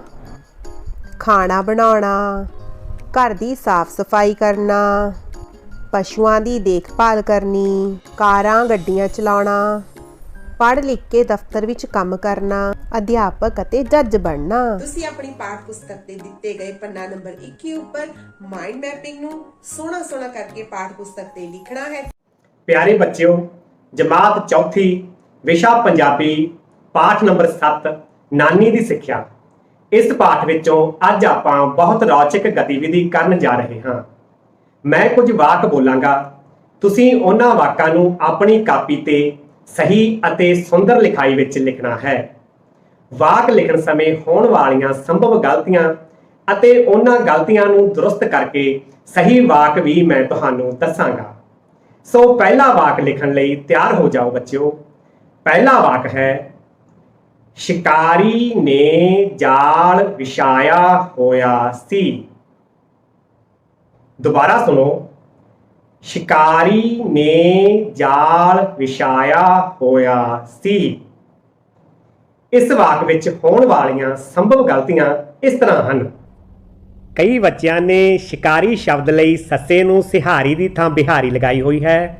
ਜਾਲ ਸ਼ਬਦ ਲਈ ਲੱਲੇ ਦੇ ਪੈਰ ਵਿੱਚ ਬਿੰਦੀ ਨਹੀਂ ਲਗਾਈ ਅਤੇ ਵਿਛਾਇਆ ਸ਼ਬਦ ਲਈ ਵਾਵੇ ਨੂੰ ਸਿਹਾਰੀ ਨਹੀਂ ਲਗਾਈ। ਸੋ ਸਹੀ ਵਾਕ ਹੈ, ਸ਼ਿਕਾਰੀ ਨੇ ਜਾਲ ਵਿਛਾਇਆ ਹੋਇਆ ਸੀ। ਦੂਸਰਾ ਵਾਕ ਲਿਖੋ ਬੱਚਿਓ। ਦੂਸਰਾ ਵਾਕ ਹੈ, ਅਗਲੇ ਪਿੰਡ ਵਿੱਚ ਇੱਕ ਕੁੜੀ ਦਾ ਵਿਆਹ ਸੀ। ਦੁਬਾਰਾ ਸੁਣੋ, ਅਗਲੇ ਪਿੰਡ ਵਿੱਚ ਇੱਕ ਕੁੜੀ ਦਾ ਵਿਆਹ ਸੀ। ਹੁਣ ਆਪਾਂ ਇਸ ਵਾਕ ਦੀਆਂ ਗਲਤੀਆਂ ਦੇਖਦੇ ਹਾਂ। ਪਿੰਡ ਸ਼ਬਦ ਲਈ ਪੱਪੇ ਉੱਪਰ ਟਿੱਪੀ ਨਹੀਂ ਲਗਾਈ, ਵਿੱਚ ਸ਼ਬਦ ਲਈ ਵਾਵੇ ਉੱਪਰ ਅਧਕ ਨਹੀਂ ਲਗਾਇਆ ਅਤੇ ਵਿਆਹ ਸ਼ਬਦ ਵਿੱਚ ਹਾਹਾ ਨਹੀਂ ਲਗਾਇਆ। ਸੋ ਸਹੀ ਵਾਕ ਹੈ, ਅਗਲੇ ਪਿੰਡ ਵਿੱਚ ਇੱਕ ਕੁੜੀ ਦਾ ਵਿਆਹ ਸੀ। ਹੁਣ ਅਗਲਾ ਵਾਕ ਲਿਖਦੇ ਹਾਂ। ਅਗਲਾ ਵਾਕ ਹੈ, ਬੁੱਧੂ ਨੂੰ ਚਾਅ ਚੜ੍ਹ ਗਿਆ। ਦੁਬਾਰਾ ਸੁਣੋ, ਬੁੱਧੂ ਨੂੰ ਚਾਅ ਚੜ੍ਹ ਗਿਆ। ਆਓ ਦੇਖੀਏ ਇਸ ਵਾਕ ਵਿੱਚ ਕੀ ਗਲਤੀਆਂ ਹੋ ਸਕਦੀਆਂ ਨੇ। ਬੁੱਧੂ ਸ਼ਬਦ ਲਈ ਧੱਦੇ ਦੀ ਥਾਂ ਦੱਦਾ ਲਗਾਇਆ ਹੋਇਆ ਹੈ। ਚਾਅ ਸ਼ਬਦ ਵਿੱਚ ਆੜਾ ਨਹੀਂ ਲਗਾਇਆ ਅਤੇ ਚੜ੍ਹ ਸ਼ਬਦ ਲਈ ਰਾੜੇ ਦੇ ਪੈਰ ਵਿੱਚ ਹਾਹਾ ਨਹੀਂ ਲਗਾਇਆ। ਸਹੀ ਵਾਕ ਹੈ, ਬੁੱਧੂ ਨੂੰ ਚਾਅ ਚੜ੍ਹ ਗਿਆ। ਚੌਥਾ ਵਾਕ ਲਿਖੋ ਬੱਚਿਓ। ਚੌਥਾ ਵਾਕ ਹੈ, ਉਹ 10 ਵਰ੍ਹਿਆਂ ਦਾ ਹੋ ਗਿਆ ਹੈ। ਦੁਬਾਰਾ ਸੁਣੋ, ਉਹ 10 ਵਰ੍ਹਿਆਂ ਦਾ ਹੋ ਗਿਆ ਹੈ। ਆਓ ਇਸ ਵਾਕ ਵਿੱਚ ਹੋਣ ਵਾਲੀਆਂ ਗਲਤੀਆਂ ਦੇਖਦੇ ਹਾਂ। ਉਹ ਸ਼ਬਦ ਵਿੱਚ ਹਾਹਾ ਨਹੀਂ ਲਗਾਇਆ, ਵਰ੍ਹਿਆਂ ਸ਼ਬਦ ਲਈ ਰਾਰੇ ਦੇ ਪੈਰ ਵਿੱਚ ਹਾਹਾ ਨਹੀਂ ਲਗਾਇਆ ਅਤੇ ਗਿਆ ਸ਼ਬਦ ਲਈ ਗੱਗੇ ਨੂੰ ਸਿਹਾਰੀ ਨਹੀਂ ਲਗਾਈ। ਸਹੀ ਵਾਕ ਹੈ, ਉਹ 10 ਵਰ੍ਹਿਆਂ ਦਾ ਹੋ ਗਿਆ ਹੈ। ਪੰਜਵਾਂ ਵਾਕ ਲਿਖੋ ਬੱਚਿਓ। ਪੰਜਵਾਂ ਵਾਕ ਹੈ, ਬਜ਼ੁਰਗ ਨੇ ਉਸ ਨੂੰ ਪਿਆਰ ਨਾਲ ਸਮਝਾਇਆ। ਦੁਬਾਰਾ ਸੁਣੋ, ਬਜ਼ੁਰਗ ਨੇ ਉਸ ਨੂੰ ਪਿਆਰ ਨਾਲ ਸਮਝਾਇਆ। ਆਓ ਦੇਖੀਏ ਇਸ ਵਾਕ ਵਿੱਚ ਕੀ ਕੀ ਗਲਤੀਆਂ ਹੋ ਸਕਦੀਆਂ ਨੇ। ਬਜ਼ੁਰਗ ਸ਼ਬਦ ਵਿੱਚ ਜੱਜੇ ਦੇ ਪੈਰ ਵਿੱਚ ਬਿੰਦੀ ਨਹੀਂ ਲਗਾਈ ਅਤੇ ਸਮਝਾਇਆ ਸ਼ਬਦ ਵਿੱਚ ਝੱਜੇ ਦੀ ਥਾਂ ਤੇ ਜੱਜਾ ਲਗਾਇਆ ਹੋਇਆ ਹੈ। ਸਹੀ ਵਾਕ ਹੈ, ਬਜ਼ੁਰਗ ਨੇ ਉਸ ਨੂੰ ਪਿਆਰ ਨਾਲ ਸਮਝਾਇਆ। ਤੁਹਾਡਾ ਸਾਰਿਆਂ ਦਾ ਬਹੁਤ ਧੰਨਵਾਦ। ਪਿਆਰੇ ਬੱਚਿਓ, ਸਤਿ ਸ਼੍ਰੀ ਅਕਾਲ। ਅੱਜ ਦੀ ਕਲਾਸ ਵਿੱਚ ਅਸੀਂ ਗਣਿਤ ਦੀ ਦੁਨੀਆ ਚੌਥੀ ਸ਼੍ਰੇਣੀ ਲਈ ਦੇ 2.3 ਅਭਿਆਸ ਦੇ 15ਵਾਂ ਅਤੇ 16ਵਾਂ ਸਵਾਲ ਹੱਲ ਕਰਾਂਗੇ। ਸ਼ੁਰੂ ਕਰਦੇ ਹਾਂ। 15ਵਾਂ ਸਵਾਲ, ਸੰਦੀਪ ਦੇ ਬੈਂਕ ਖਾਤੇ ਵਿੱਚ 785 ਰੁਪਏ ਹਨ। ਉਹ ਆਪਣੇ ਬੈਂਕ ਖਾਤੇ ਵਿੱਚ ਕਿੰਨੇ ਰੁਪਏ ਹੋਰ ਜਮ੍ਹਾਂ ਕਰਵਾਏ ਕਿ ਉਸ ਦੇ ਖਾਤੇ ਵਿੱਚ 1000 ਰੁਪਏ ਪੂਰੇ ਹੋ ਜਾਣ। ਪਿਆਰੇ ਬੱਚਿਓ, ਸੰਦੀਪ ਦੇ ਬੈਂਕ ਖਾਤੇ ਵਿੱਚ ਜਮ੍ਹਾਂ ਰਾਸ਼ੀ 785 ਰੁਪਏ, ਬੈਂਕ ਖਾਤੇ ਵਿੱਚ ਚਾਹੀਦੀ ਰਾਸ਼ੀ 1000 ਰੁਪਏ। ਉਹ ਹੋਰ ਕਿੰਨੀ ਰਾਸ਼ੀ ਆਪਣੇ ਬੈਂਕ ਖਾਤੇ ਵਿੱਚ ਜਮ੍ਹਾਂ ਕਰਵਾਏ ਕਿ ਉਸਦੇ ਬੈਂਕ ਖਾਤੇ ਵਿੱਚ 1000 ਰੁਪਏ ਹੋ ਜਾਣ? ਇਹ ਪਤਾ ਕਰਨ ਲਈ ਪਿਆਰੇ ਬੱਚਿਓ ਅਸੀਂ ਚਾਹੀਦੀ ਰਾਸ਼ੀ 1000 ਰੁਪਏ ਵਿੱਚੋਂ ਬੈਂਕ ਖਾਤੇ ਵਿੱਚ ਜਮ੍ਹਾਂ ਰਾਸ਼ੀ 785 ਰੁਪਏ ਘਟਾਵਾਂਗੇ। ਪਿਆਰੇ ਬੱਚਿਓ, ਘਟਾਓ ਕਰਨ ਲਈ ਅਸੀਂ ਇਹਨਾਂ ਸੰਖਿਆਵਾਂ ਨੂੰ ਸਥਾਨਕ ਮੁੱਲ ਸਾਰਣੀ ਵਿੱਚ ਰੱਖਦੇ ਹਾਂ। ਪਹਿਲੀ ਸੰਖਿਆ ਹਜ਼ਾਰ ਵਿੱਚ ਇਕਾਈ, ਦਹਾਈ ਅਤੇ ਸੈਂਕੜੇ ਦੇ ਸਥਾਨ ਤੇ 0 ਹੈ, ਜਦ ਕਿ ਘਟਾਓ ਕਰਨ ਲਈ ਸਾਨੂੰ 5 ਇਕਾਈਆਂ, 8 ਦਹਾਈਆਂ ਅਤੇ 7 ਸੈਂਕੜਿਆਂ ਦੀ ਜ਼ਰੂਰਤ ਹੈ। ਪਿਆਰੇ ਬੱਚਿਓ, ਇਕਾਈਆਂ ਪ੍ਰਾਪਤ ਕਰਨ ਲਈ ਅਸੀਂ ਦਹਾਈ ਵਾਲੇ ਸਥਾਨ ਤੇ ਦੇਖਦੇ ਹਾਂ। ਇੱਥੇ 0 ਹੈ ਤਾਂ ਅਸੀਂ ਫਿਰ ਸੈਂਕੜੇ ਵਾਲੇ ਸਥਾਨ ਤੇ ਦੇਖਾਂਗੇ। ਇੱਥੇ ਵੀ 0 ਹੈ ਤਾਂ ਅੱਗੇ ਅਸੀਂ ਹਜ਼ਾਰ ਵਾਲੇ ਕਾਲਮ ਵਿੱਚ ਦੇਖਦੇ ਹਾਂ ਤਾਂ ਸਾਨੂੰ ਇੱਥੇ 1000 ਪ੍ਰਾਪਤ ਹੁੰਦਾ ਹੈ। ਇਸ ਲਈ ਪਿਆਰੇ ਬੱਚਿਓ, 1000 ਦੀ ਸੰਖਿਆ ਵਾਸਤੇ ਅਸੀਂ 1000 ਦਾ ਨੋਟ ਲੈਂਦੇ ਹਾਂ। ਇਹ ਹੁਣ ਮਾਰਕੀਟ ਵਿੱਚ ਨਹੀਂ ਹੈ, ਇਸ ਦੀ ਵਰਤੋਂ ਸਿਰਫ ਸੰਖਿਆ ਸਮਝਣ ਲਈ ਕਰ ਰਹੇ ਹਾਂ। ਅਸੀਂ ਇਸ 1000 ਦੇ ਨੋਟ ਬਦਲੇ 10 100 ਵਾਲੇ ਨੋਟ ਲੈ ਲੈਂਦੇ ਹਾਂ। ਪਿਆਰੇ ਬੱਚਿਓ, ਹੁਣ ਸਾਡੇ ਕੋਲ 100 ਵਾਲੇ 10 ਨੋਟ ਹੋ ਜਾਂਦੇ ਹਨ, ਜਦ ਕਿ 1000 ਵਾਲਾ ਕੋਈ ਨਹੀਂ ਰਹਿੰਦਾ। ਹੁਣ ਪਿਆਰੇ ਬੱਚਿਓ, ਦਹਾਈਆਂ ਪ੍ਰਾਪਤ ਕਰਨ ਲਈ ਅਸੀਂ 100 ਦੇ ਨੋਟ ਨੂੰ 10 ਵਾਲੇ ਨੋਟਾਂ ਵਿੱਚ ਬਦਲ ਲਵਾਂਗੇ। ਤਾਂ ਸਾਡੇ ਕੋਲ 10 ਵਾਲੇ ਕਿੰਨੇ ਨੋਟ ਹੋ ਗਏ ਪਿਆਰੇ ਬੱਚਿਓ? 10 ਤੇ ਸੈਂਕੜੇ ਵਾਲੇ ਕਿੰਨੇ ਰਹੇ? 9। ਤਾਂ ਹੁਣ ਸਾਨੂੰ ਕੀ ਚਾਹੀਦਾ ਹੈ ਅੱਗੇ? ਇਕਾਈਆਂ। ਬਿਲਕੁਲ ਠੀਕ, ਇਕਾਈਆਂ ਪ੍ਰਾਪਤ ਕਰਨ ਲਈ ਅਸੀਂ 10 ਦੇ ਨੋਟ ਨੂੰ 10 1 ਵਾਲੇ ਨੋਟ ਭਾਵ 10 ਇਕਾਈਆਂ ਵਿੱਚ ਬਦਲ ਲੈਂਦੇ ਹਾਂ। ਤਾਂ ਇੱਥੇ ਸਾਡੇ ਕੋਲ 10 ਇਕਾਈਆਂ ਪ੍ਰਾਪਤ ਹੋ ਜਾਂਦੀਆਂ ਹਨ, ਭਾਵ 10 1 ਦੇ ਨੋਟ ਆ ਜਾਂਦੇ ਹਨ, ਜਦ ਕਿ 10 ਵਾਲੇ ਨੋਟ 9 ਰਹਿ ਜਾਂਦੇ ਹਨ। ਸੋ ਪਿਆਰੇ ਬੱਚਿਓ, ਆਓ ਸ਼ੁਰੂ ਕਰਦੇ ਹਾਂ ਘਟਾਓ। ਪਿਆਰੇ ਬੱਚਿਓ, ਅਸੀਂ ਇਕਾਈ ਵਾਲੇ ਪਾਸੇ ਤੋਂ ਜਦੋਂ ਘਟਾਓ ਸ਼ੁਰੂ ਕਰਦੇ ਹਾਂ, 1 ਵਾਲੇ ਸਾਡੇ ਕੋਲੇ ਕਿੰਨੇ ਨੋਟ ਹਨ?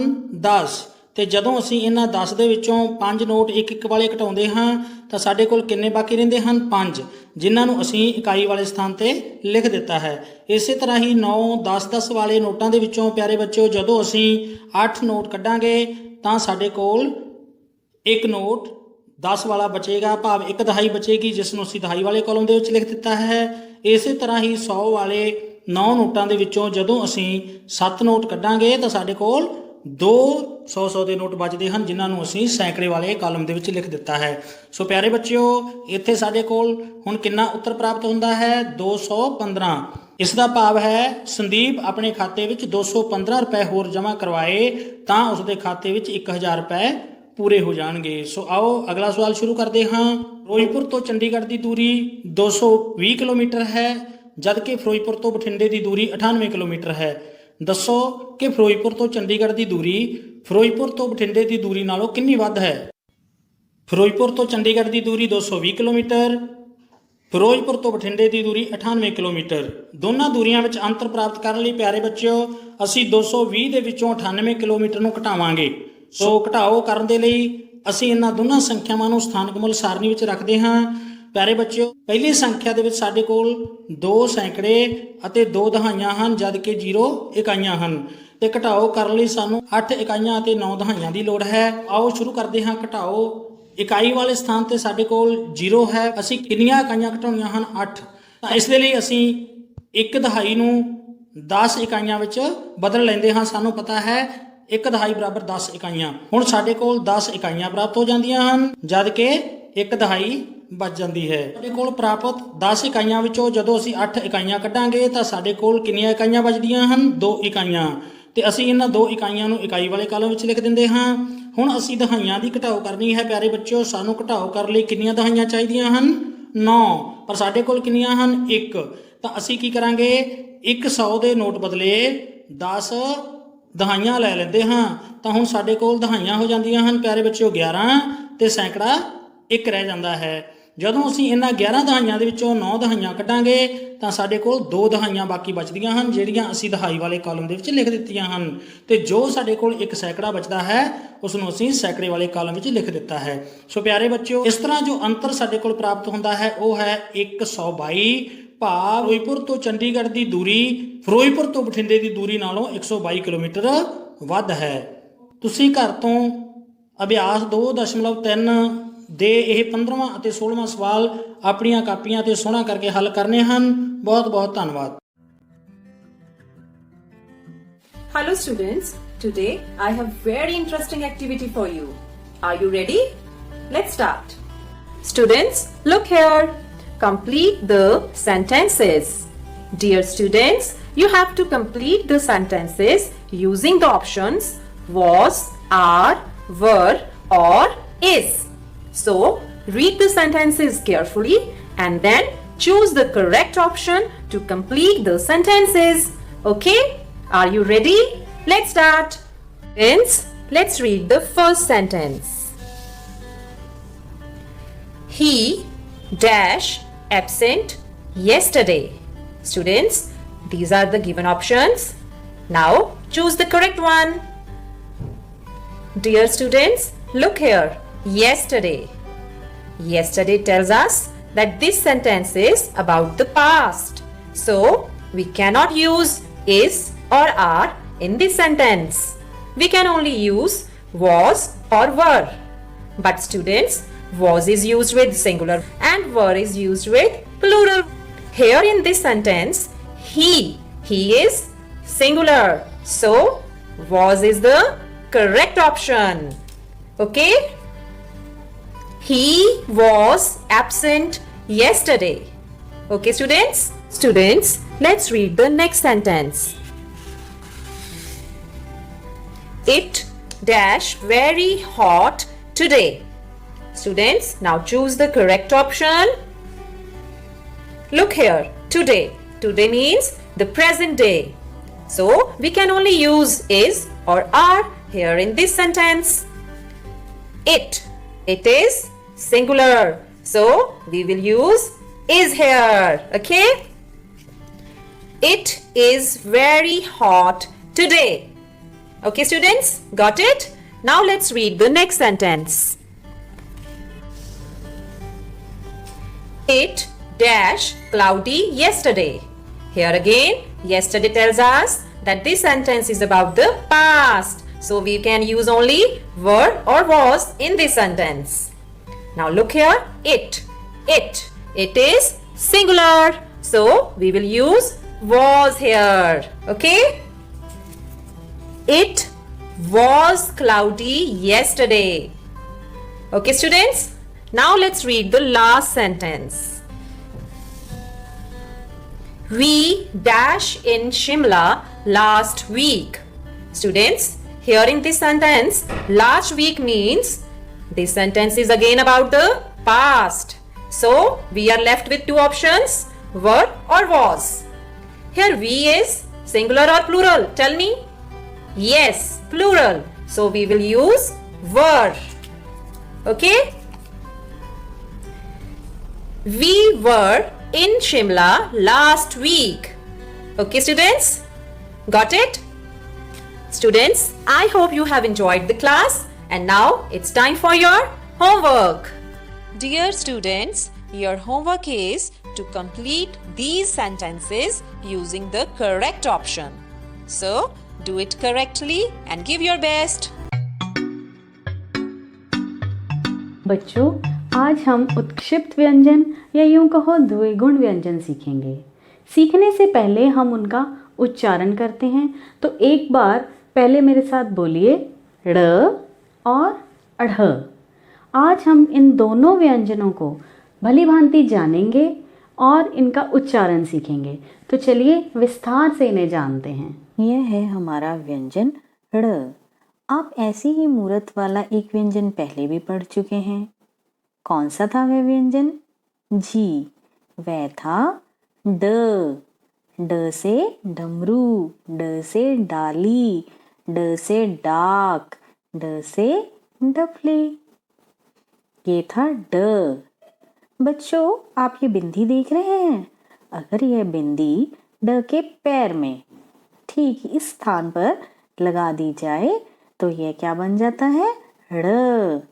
ड़ से किसी भी शब्द की शुरुआत नहीं होती, यह हमेशा शब्द के मध्य या अंत में ही लिखा जाता है। जैसे यहाँ लड़का में देखा, मध्य में लिखा है ना ड़। एक और उदाहरण देखते हैं, लड़की। अब इसमें भी देखिए ड़ बीच में लिखा है ल और क के। एक और उदाहरण लेते हैं, खिड़की। यहाँ भी ड़ बीच में लिखा है। यह था वर्ण ड़। तो बच्चों, यदि ये पैर में लगी बिंदी वर्ण की दाईं और पीठ में लगा दी जाए तो यह क्या बन जाता है? ङ। क्या बनता है? ङ। तो ये था ङ, ड, ड़। ये तीनों वर्ण भिन्न हैं, इनका उच्चारण, इनका प्रयोग सब भिन्न है। अब गलती नहीं करनी है आपने इनके उच्चारण में। ङ, ड, ड़। हमारा अगला वर्ण है ढ़। इस तरह का एक व्यंजन भी हम पहले पढ़ चुके हैं। कौन सा था वह?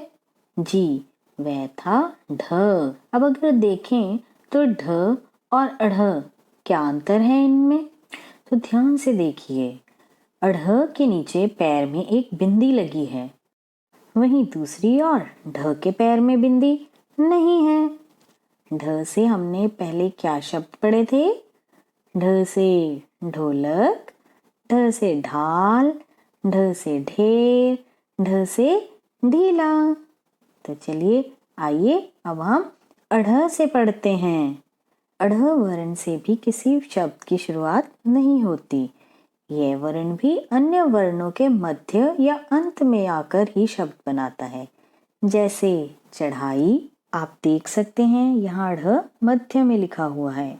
एक और उदाहरण देखते हैं, पढ़ाई। पढ़ते हैं ना आप सब? यहाँ भी देखिए अढ़ मध्य में लिखा हुआ है। एक और उदाहरण देखते हैं, ओढ़नी। ओढ़नी में भी ढ़ जो है वो मध्य में लिखा है। कढ़ाई, यहाँ भी अढ़ मध्य में ही लिखा हुआ है। बच्चों, आज हमने दो वर्ण ड़ और अढ़ पढ़े। इन दोनों वर्णों के उच्चारण में अक्सर बच्चे गलती करते हैं। बच्चों, अगर आप अपना उच्चारण साफ और शुद्ध रखेंगे तो ये गलती कभी नहीं होगी। ड़, जब हम अढ़ का उच्चारण करते हैं तो इसमें ड़ के साथ हल्की ह की आवाज आती है। आइए कुछ उदाहरणों के साथ इस अंतर को अच्छे से स्पष्ट करते हैं। कढ़ाई, कढ़ाई। कढ़ाई वह जिसमें खाना बनाया जाता है और कढ़ाई वह जो वस्त्र आदि पर की जाती है। आगे देखें, बड़ा, बढ़ा।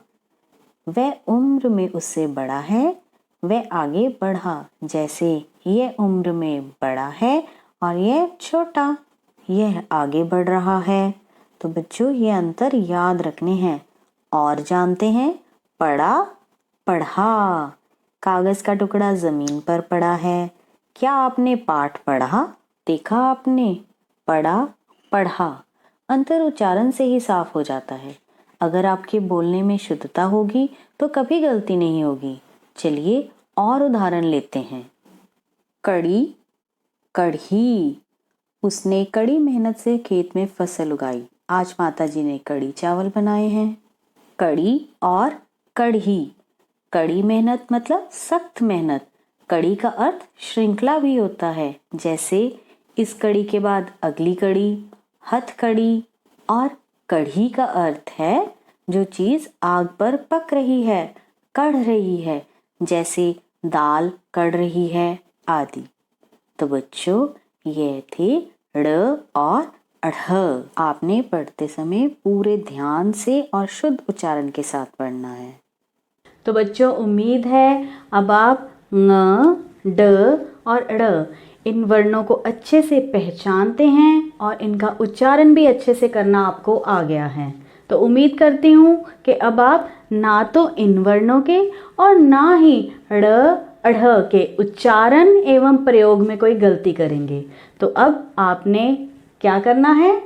सभी वर्णों से शब्दों का उच्चारण करना है और उन्हें याद करना है। फिर मिलेंगे, धन्यवाद।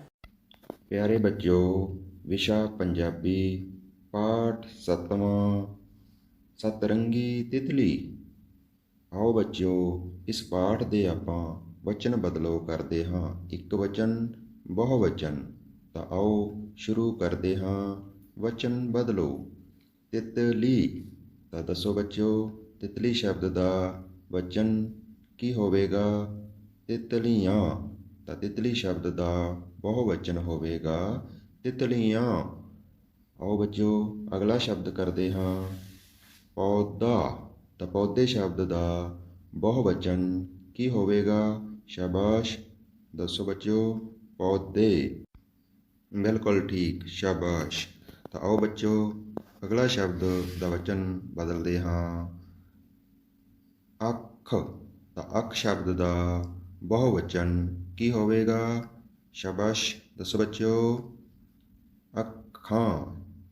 ਬਿਲਕੁਲ ਠੀਕ, ਅੱਖ ਸ਼ਬਦ ਦਾ ਬਹੁਵਚਨ ਹੋਵੇਗਾ ਅੱਖਾਂ।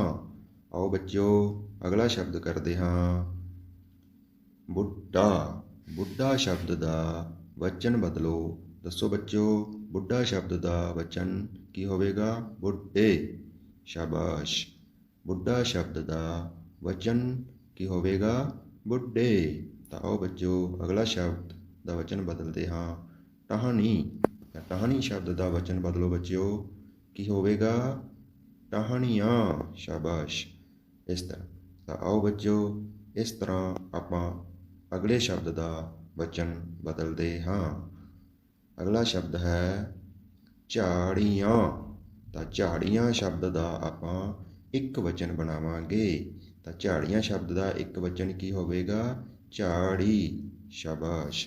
ਤਾਂ ਆਓ ਬੱਚਿਓ ਅੱਗੇ ਇੱਕ ਹੋਰ ਸ਼ਬਦ ਦਾ ਆਪਾਂ ਵਚਨ ਬਦਲਦੇ ਹਾਂ ਘੁਰਨੇ। ਤਾਂ ਘੁਰਨੇ ਸ਼ਬਦ ਦਾ ਇੱਕ ਵਚਨ ਕੀ ਹੋਵੇਗਾ ਬੱਚਿਓ?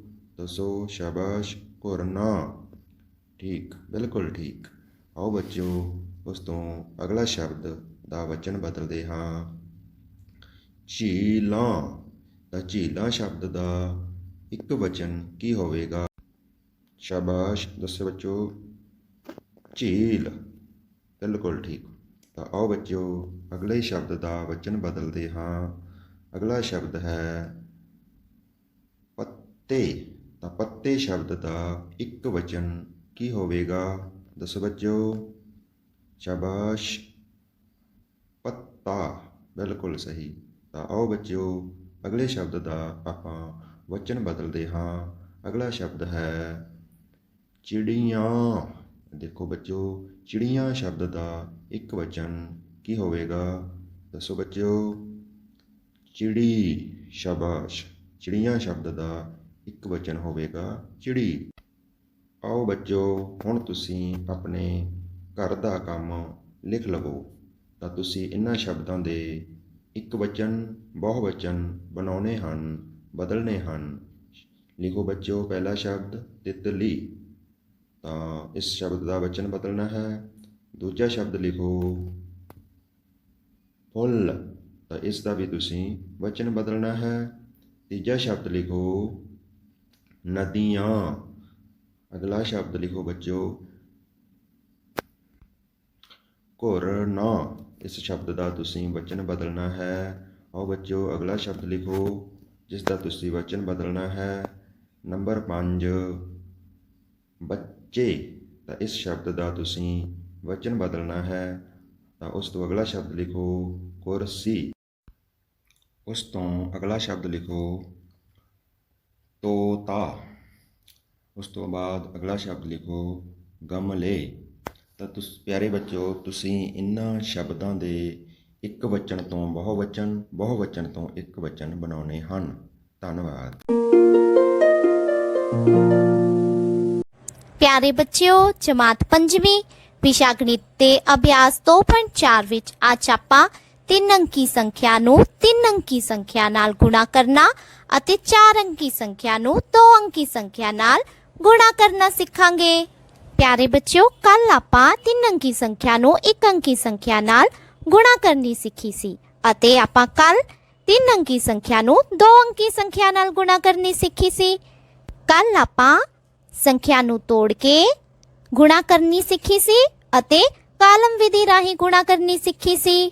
ਬੱਚਿਓ ਅੱਜ ਆਪਾਂ ਕੇਵਲ ਕਾਲਮ ਵਿਧੀ ਰਾਹੀਂ ਗੁਣਾ ਕਰਨੀ ਸਿੱਖਾਂਗੇ। ਪਿਆਰੇ ਬੱਚਿਓ ਆਪਾਂ 3 ਅੰਕੀ ਸੰਖਿਆ ਨੂੰ 3 ਅੰਕੀ ਸੰਖਿਆ ਨਾਲ ਗੁਣਾ ਕਰਨੀ ਸਿੱਖ ਰਹੇ ਹਾਂ। 230 ਵਿੱਚ ਸਾਡੇ ਕੋਲ 0 ਇਕਾਈ 3 ਦਹਾਈਆਂ ਅਤੇ 2 ਸੈਂਕੜੇ ਹਨ। ਅਸੀਂ ਇਸ ਨੂੰ ਗੁਣਾ ਕਰਨ ਲੱਗੇ ਹਾਂ 0 ਇਕਾਈ 5 ਦਹਾਈਆਂ ਅਤੇ 1 ਸੈਂਕੜੇ ਨਾਲ। ਪਿਆਰੇ ਬੱਚਿਓ, ਆਪਾਂ 230 ਨੂੰ ਗੁਣਾ ਕਰਨਾ ਹੈ 0 ਨਾਲ। ਇਸ ਦਾ ਮਤਲਬ ਅਸੀਂ 230 ਗੁਣਾ 0 ਕਰ ਰਹੇ ਹਾਂ। ਆਪਾਂ ਗੁਣਾ ਦਾ ਗੁਣ ਸਿੱਖ ਚੁੱਕੇ ਹਾਂ ਕਿ ਕਿਸੇ ਵੀ ਸੰਖਿਆ ਨੂੰ 0 ਨਾਲ ਗੁਣਾ ਕਰਨ ਤੇ ਉੱਤਰ 0 ਪ੍ਰਾਪਤ ਹੁੰਦਾ ਹੈ। ਇਸ ਲਈ ਬੱਚਿਓ 0 ਗੁਣਾ 0 ਬਰਾਬਰ ਹੈ 0, 0 ਗੁਣਾ 3 ਬਰਾਬਰ 0, 0 ਗੁਣਾ 2 ਬਰਾਬਰ ਹੈ 0। ਹੁਣ ਬੱਚਿਓ ਆਪਾਂ 230 ਨੂੰ 5 ਦਹਾਈਆਂ ਨਾਲ ਗੁਣਾ ਕਰਨਾ ਹੈ। ਇਸ ਦਾ ਮਤਲਬ 230 ਗੁਣਾ 50। ਇਸ ਲਈ ਆਪਾਂ ਸਭ ਤੋਂ ਪਹਿਲਾਂ ਇੱਥੇ 0 ਰੱਖਾਂਗੇ। ਹੁਣ ਆਪਾਂ 5 ਨੂੰ 0 ਨਾਲ ਗੁਣਾ ਕਰਨਾ ਹੈ। 5 0 0, 5 ਤੀਏ ਹਾਂਜੀ 15, 15 ਦਾ 5 ਇੱਥੇ ਰੱਖਦੇ ਹਾਂ ਅਤੇ 1 ਸੈਂਕੜੇ ਕੋਲ ਚਲਾ ਜਾਵੇਗਾ। ਬੱਚਿਓ 5 ਦੂਣੀ 10, 10 ਤੇ 1 11। ਹੁਣ ਆਪਾਂ 230 ਨੂੰ ਗੁਣਾ ਕਰਨਾ ਹੈ 1 ਸੈਂਕੜੇ ਨਾਲ। ਇਸ ਦਾ ਮਤਲਬ 230 ਗੁਣਾ 100। ਬੱਚਿਓ ਇਸ ਲਈ ਆਪਾਂ 2 ਜ਼ੀਰੋਆਂ ਇੱਥੇ ਰੱਖਦੇ ਹਾਂ। 1 ਗੁਣਾ 0 ਬਰਾਬਰ ਹੈ 0, 1 ਗੁਣਾ 3 ਬਰਾਬਰ ਹੈ 3, 1 ਗੁਣਾ 2 ਬਰਾਬਰ ਹੈ 2। ਬੱਚਿਓ ਜ਼ੀਰੋਆਂ ਨੂੰ ਆਪਸ ਵਿੱਚ ਜੋੜਨ ਨਾਲ 0 ਉੱਤਰ ਆਇਆ। ਜ਼ੀਰੋਆਂ ਨੂੰ ਆਪਸ ਵਿੱਚ ਜੋੜਨ ਨਾਲ 0, 0 ਜਮਾ 5 ਜਮਾ 0 ਬਰਾਬਰ ਹੈ 5, 1 ਜਮਾ 3 ਬਰਾਬਰ ਹੈ 4, 1 ਜਮਾ 2 ਬਰਾਬਰ ਹੈ 3। ਇਸ ਲਈ ਬੱਚਿਓ 230 ਗੁਣਾ 150 ਬਰਾਬਰ ਹੈ 34500। 34500 ਬੱਚਿਓ ਗੁਣਨਫਲ ਹੈ। ਹੁਣ ਆਪਾਂ 4 ਅੰਕੀ ਸੰਖਿਆ ਨੂੰ 2 ਅੰਕੀ ਸੰਖਿਆ ਨਾਲ ਗੁਣਾ ਕਰਦੇ ਹਾਂ। 1530 ਵਿੱਚ 0 ਇਕਾਈ 3 ਦਹਾਈਆਂ 5 ਸੈਂਕੜੇ ਅਤੇ 1000 ਹੈ।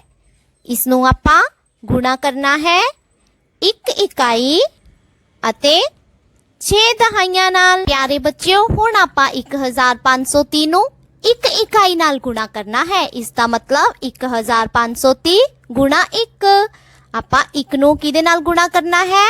0 ਨਾਲ। 1 ਗੁਣਾ 0 ਬਰਾਬਰ ਹੁੰਦਾ ਹੈ 0। ਕਿਉਂਕਿ ਬੱਚਿਓ ਤੁਸੀਂ ਸਾਰੇ ਹੁਣ ਤੱਕ ਸਿੱਖ ਚੁੱਕੇ ਹੋ ਕਿਸੇ ਵੀ ਸੰਖਿਆ ਨੂੰ 0 ਨਾਲ ਗੁਣਾ ਕਰਨ ਤੇ ਉੱਤਰ 0 ਪ੍ਰਾਪਤ ਹੁੰਦਾ ਹੈ।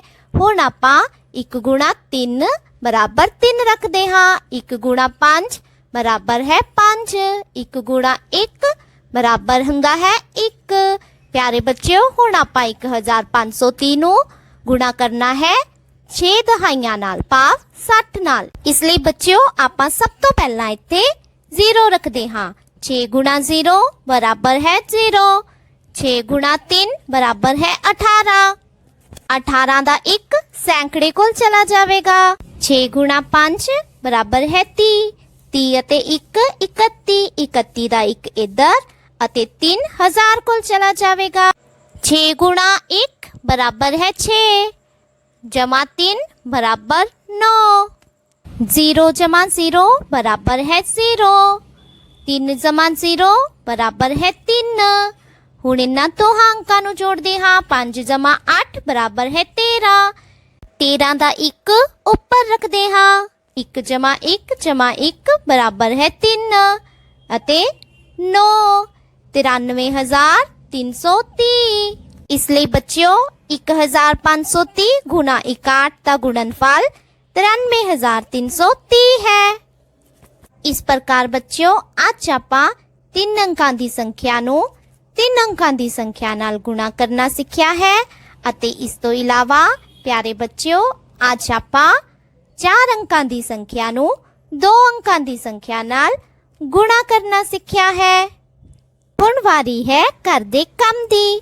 ਪਿਆਰੇ ਬੱਚਿਓ ਘਰ ਦੇ ਕੰਮ ਵਿੱਚ ਤੁਸੀਂ ਸਾਰਿਆਂ ਨੇ ਪੰਨਾ ਨੰਬਰ 39 ਅਨੁਸਾਰ ਅਭਿਆਸ 2.4 ਦਾ ਪਹਿਲਾ ਸਵਾਲ ਹੱਲ ਕਰੋ ਦਾ m ਅਤੇ n ਭਾਗ ਹੱਲ ਕਰਨਾ ਹੈ ਅਤੇ ਦੂਸਰਾ ਸਵਾਲ ਹੇਠ ਲਿਖਿਆਂ ਦਾ ਗੁਣਨਫਲ ਪਤਾ ਕਰੋ ਦਾ a ਤੋਂ ਲੈ ਕੇ ਜੇ ਭਾਗ ਤੱਕ ਸਾਰੇ ਸਵਾਲ ਆਪਣੀਆਂ ਕਾਪੀਆਂ ਵਿੱਚ ਤੁਸੀਂ ਹੱਲ ਕਰਨੇ ਹਨ ਅਤੇ ਗੁਣਾਂ ਦਾ ਅਭਿਆਸ ਕਰਨਾ ਹੈ। ਪੜ੍ਹਦੇ ਰਹੋ, ਵੱਧਦੇ ਰਹੋ। ਧੰਨਵਾਦ।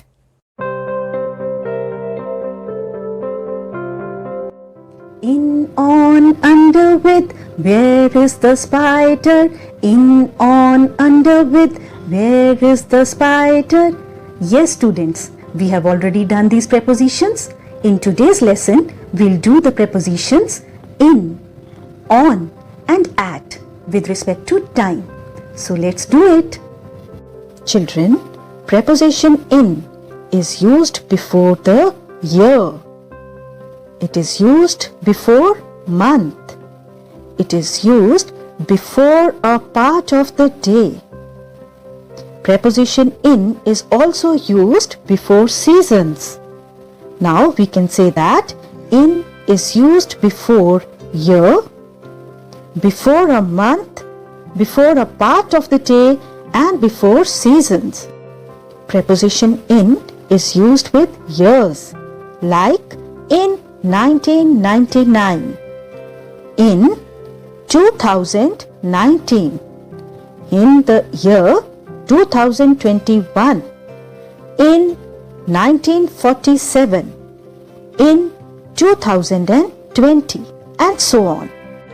Now children, we use the preposition in with months of the year, like in January, in we can say May, in September, in December. So preposition in is used with months.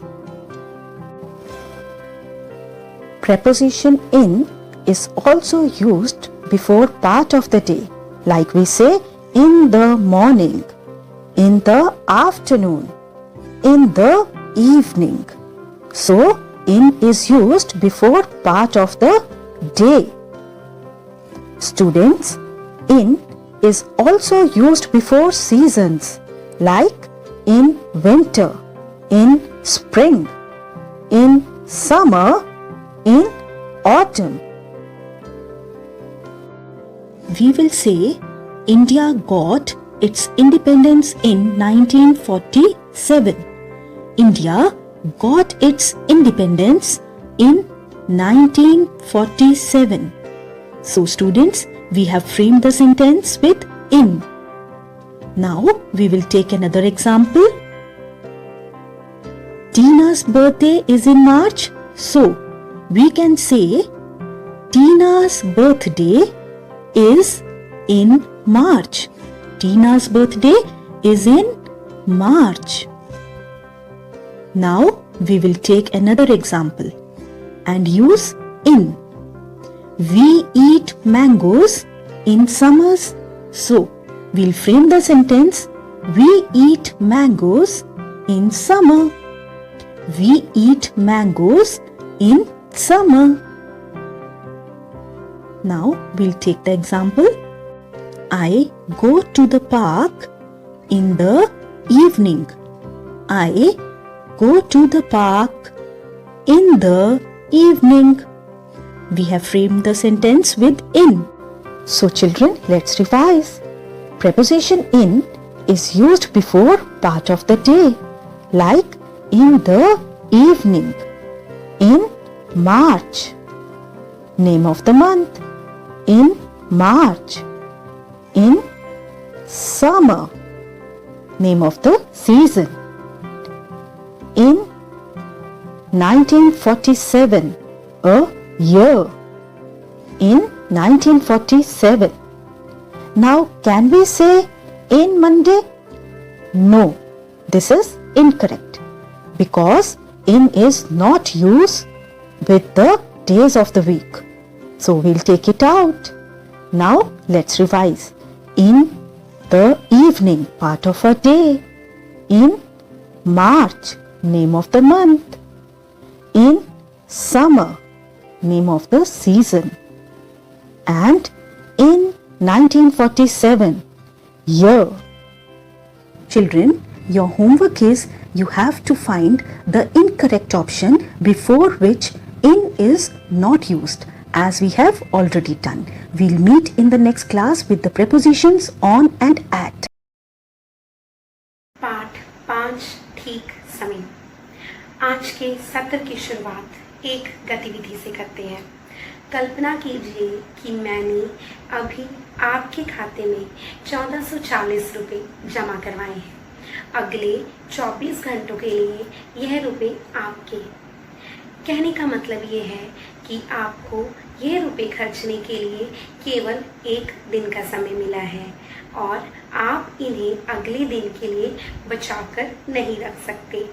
तो आप इन रुपयों को बच्चों किस तरह से खर्च करेंगे? सोचो, एक दिन के लिए मिली हुई राशि को आप किस तरह से खर्च करेंगे? बिल्कुल सही सोचा आपने। आप इन रुपयों को खर्च करने के लिए उचित तरीके ढूंढेंगे और इन्हें बैंक में नहीं रहने देंगे और ना ही तो इन्हें बर्बाद करेंगे। इसी तरह से बच्चों, हमें रोज़ 24 घंटे 1440 मिनट मिलते हैं खर्च करने के लिए। हमें यह समय वापस नहीं मिलता और हमें रोज़ इस समय का सदुपयोग करना चाहिए। समय का सदुपयोग मतलब उचित तरीके से समय को उपयोग करना चाहिए। हमें समय बर्बाद नहीं करना चाहिए। आओ सोहन लाल द्विवेदी द्वारा लिखी कविता ठीक समय का स्वरवाचन करते हैं।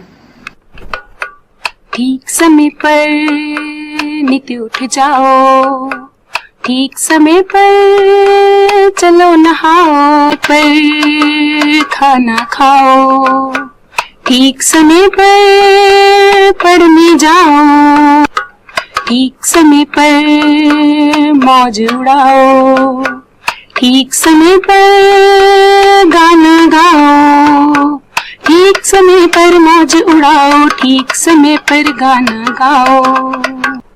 तो आओ बच्चों, देखते हैं कि हमें ठीक समय पर क्या क्या करना चाहिए। ठीक समय पर उठना चाहिए, ठीक समय पर उठना चाहिए, ठीक समय पर नहाना चाहिए, ठीक समय पर खाना चाहिए, ठीक समय पर पढ़ना चाहिए, ठीक समय पर मौज उड़ानी चाहिए। अच्छा, मौज कैसे उड़ाते हैं?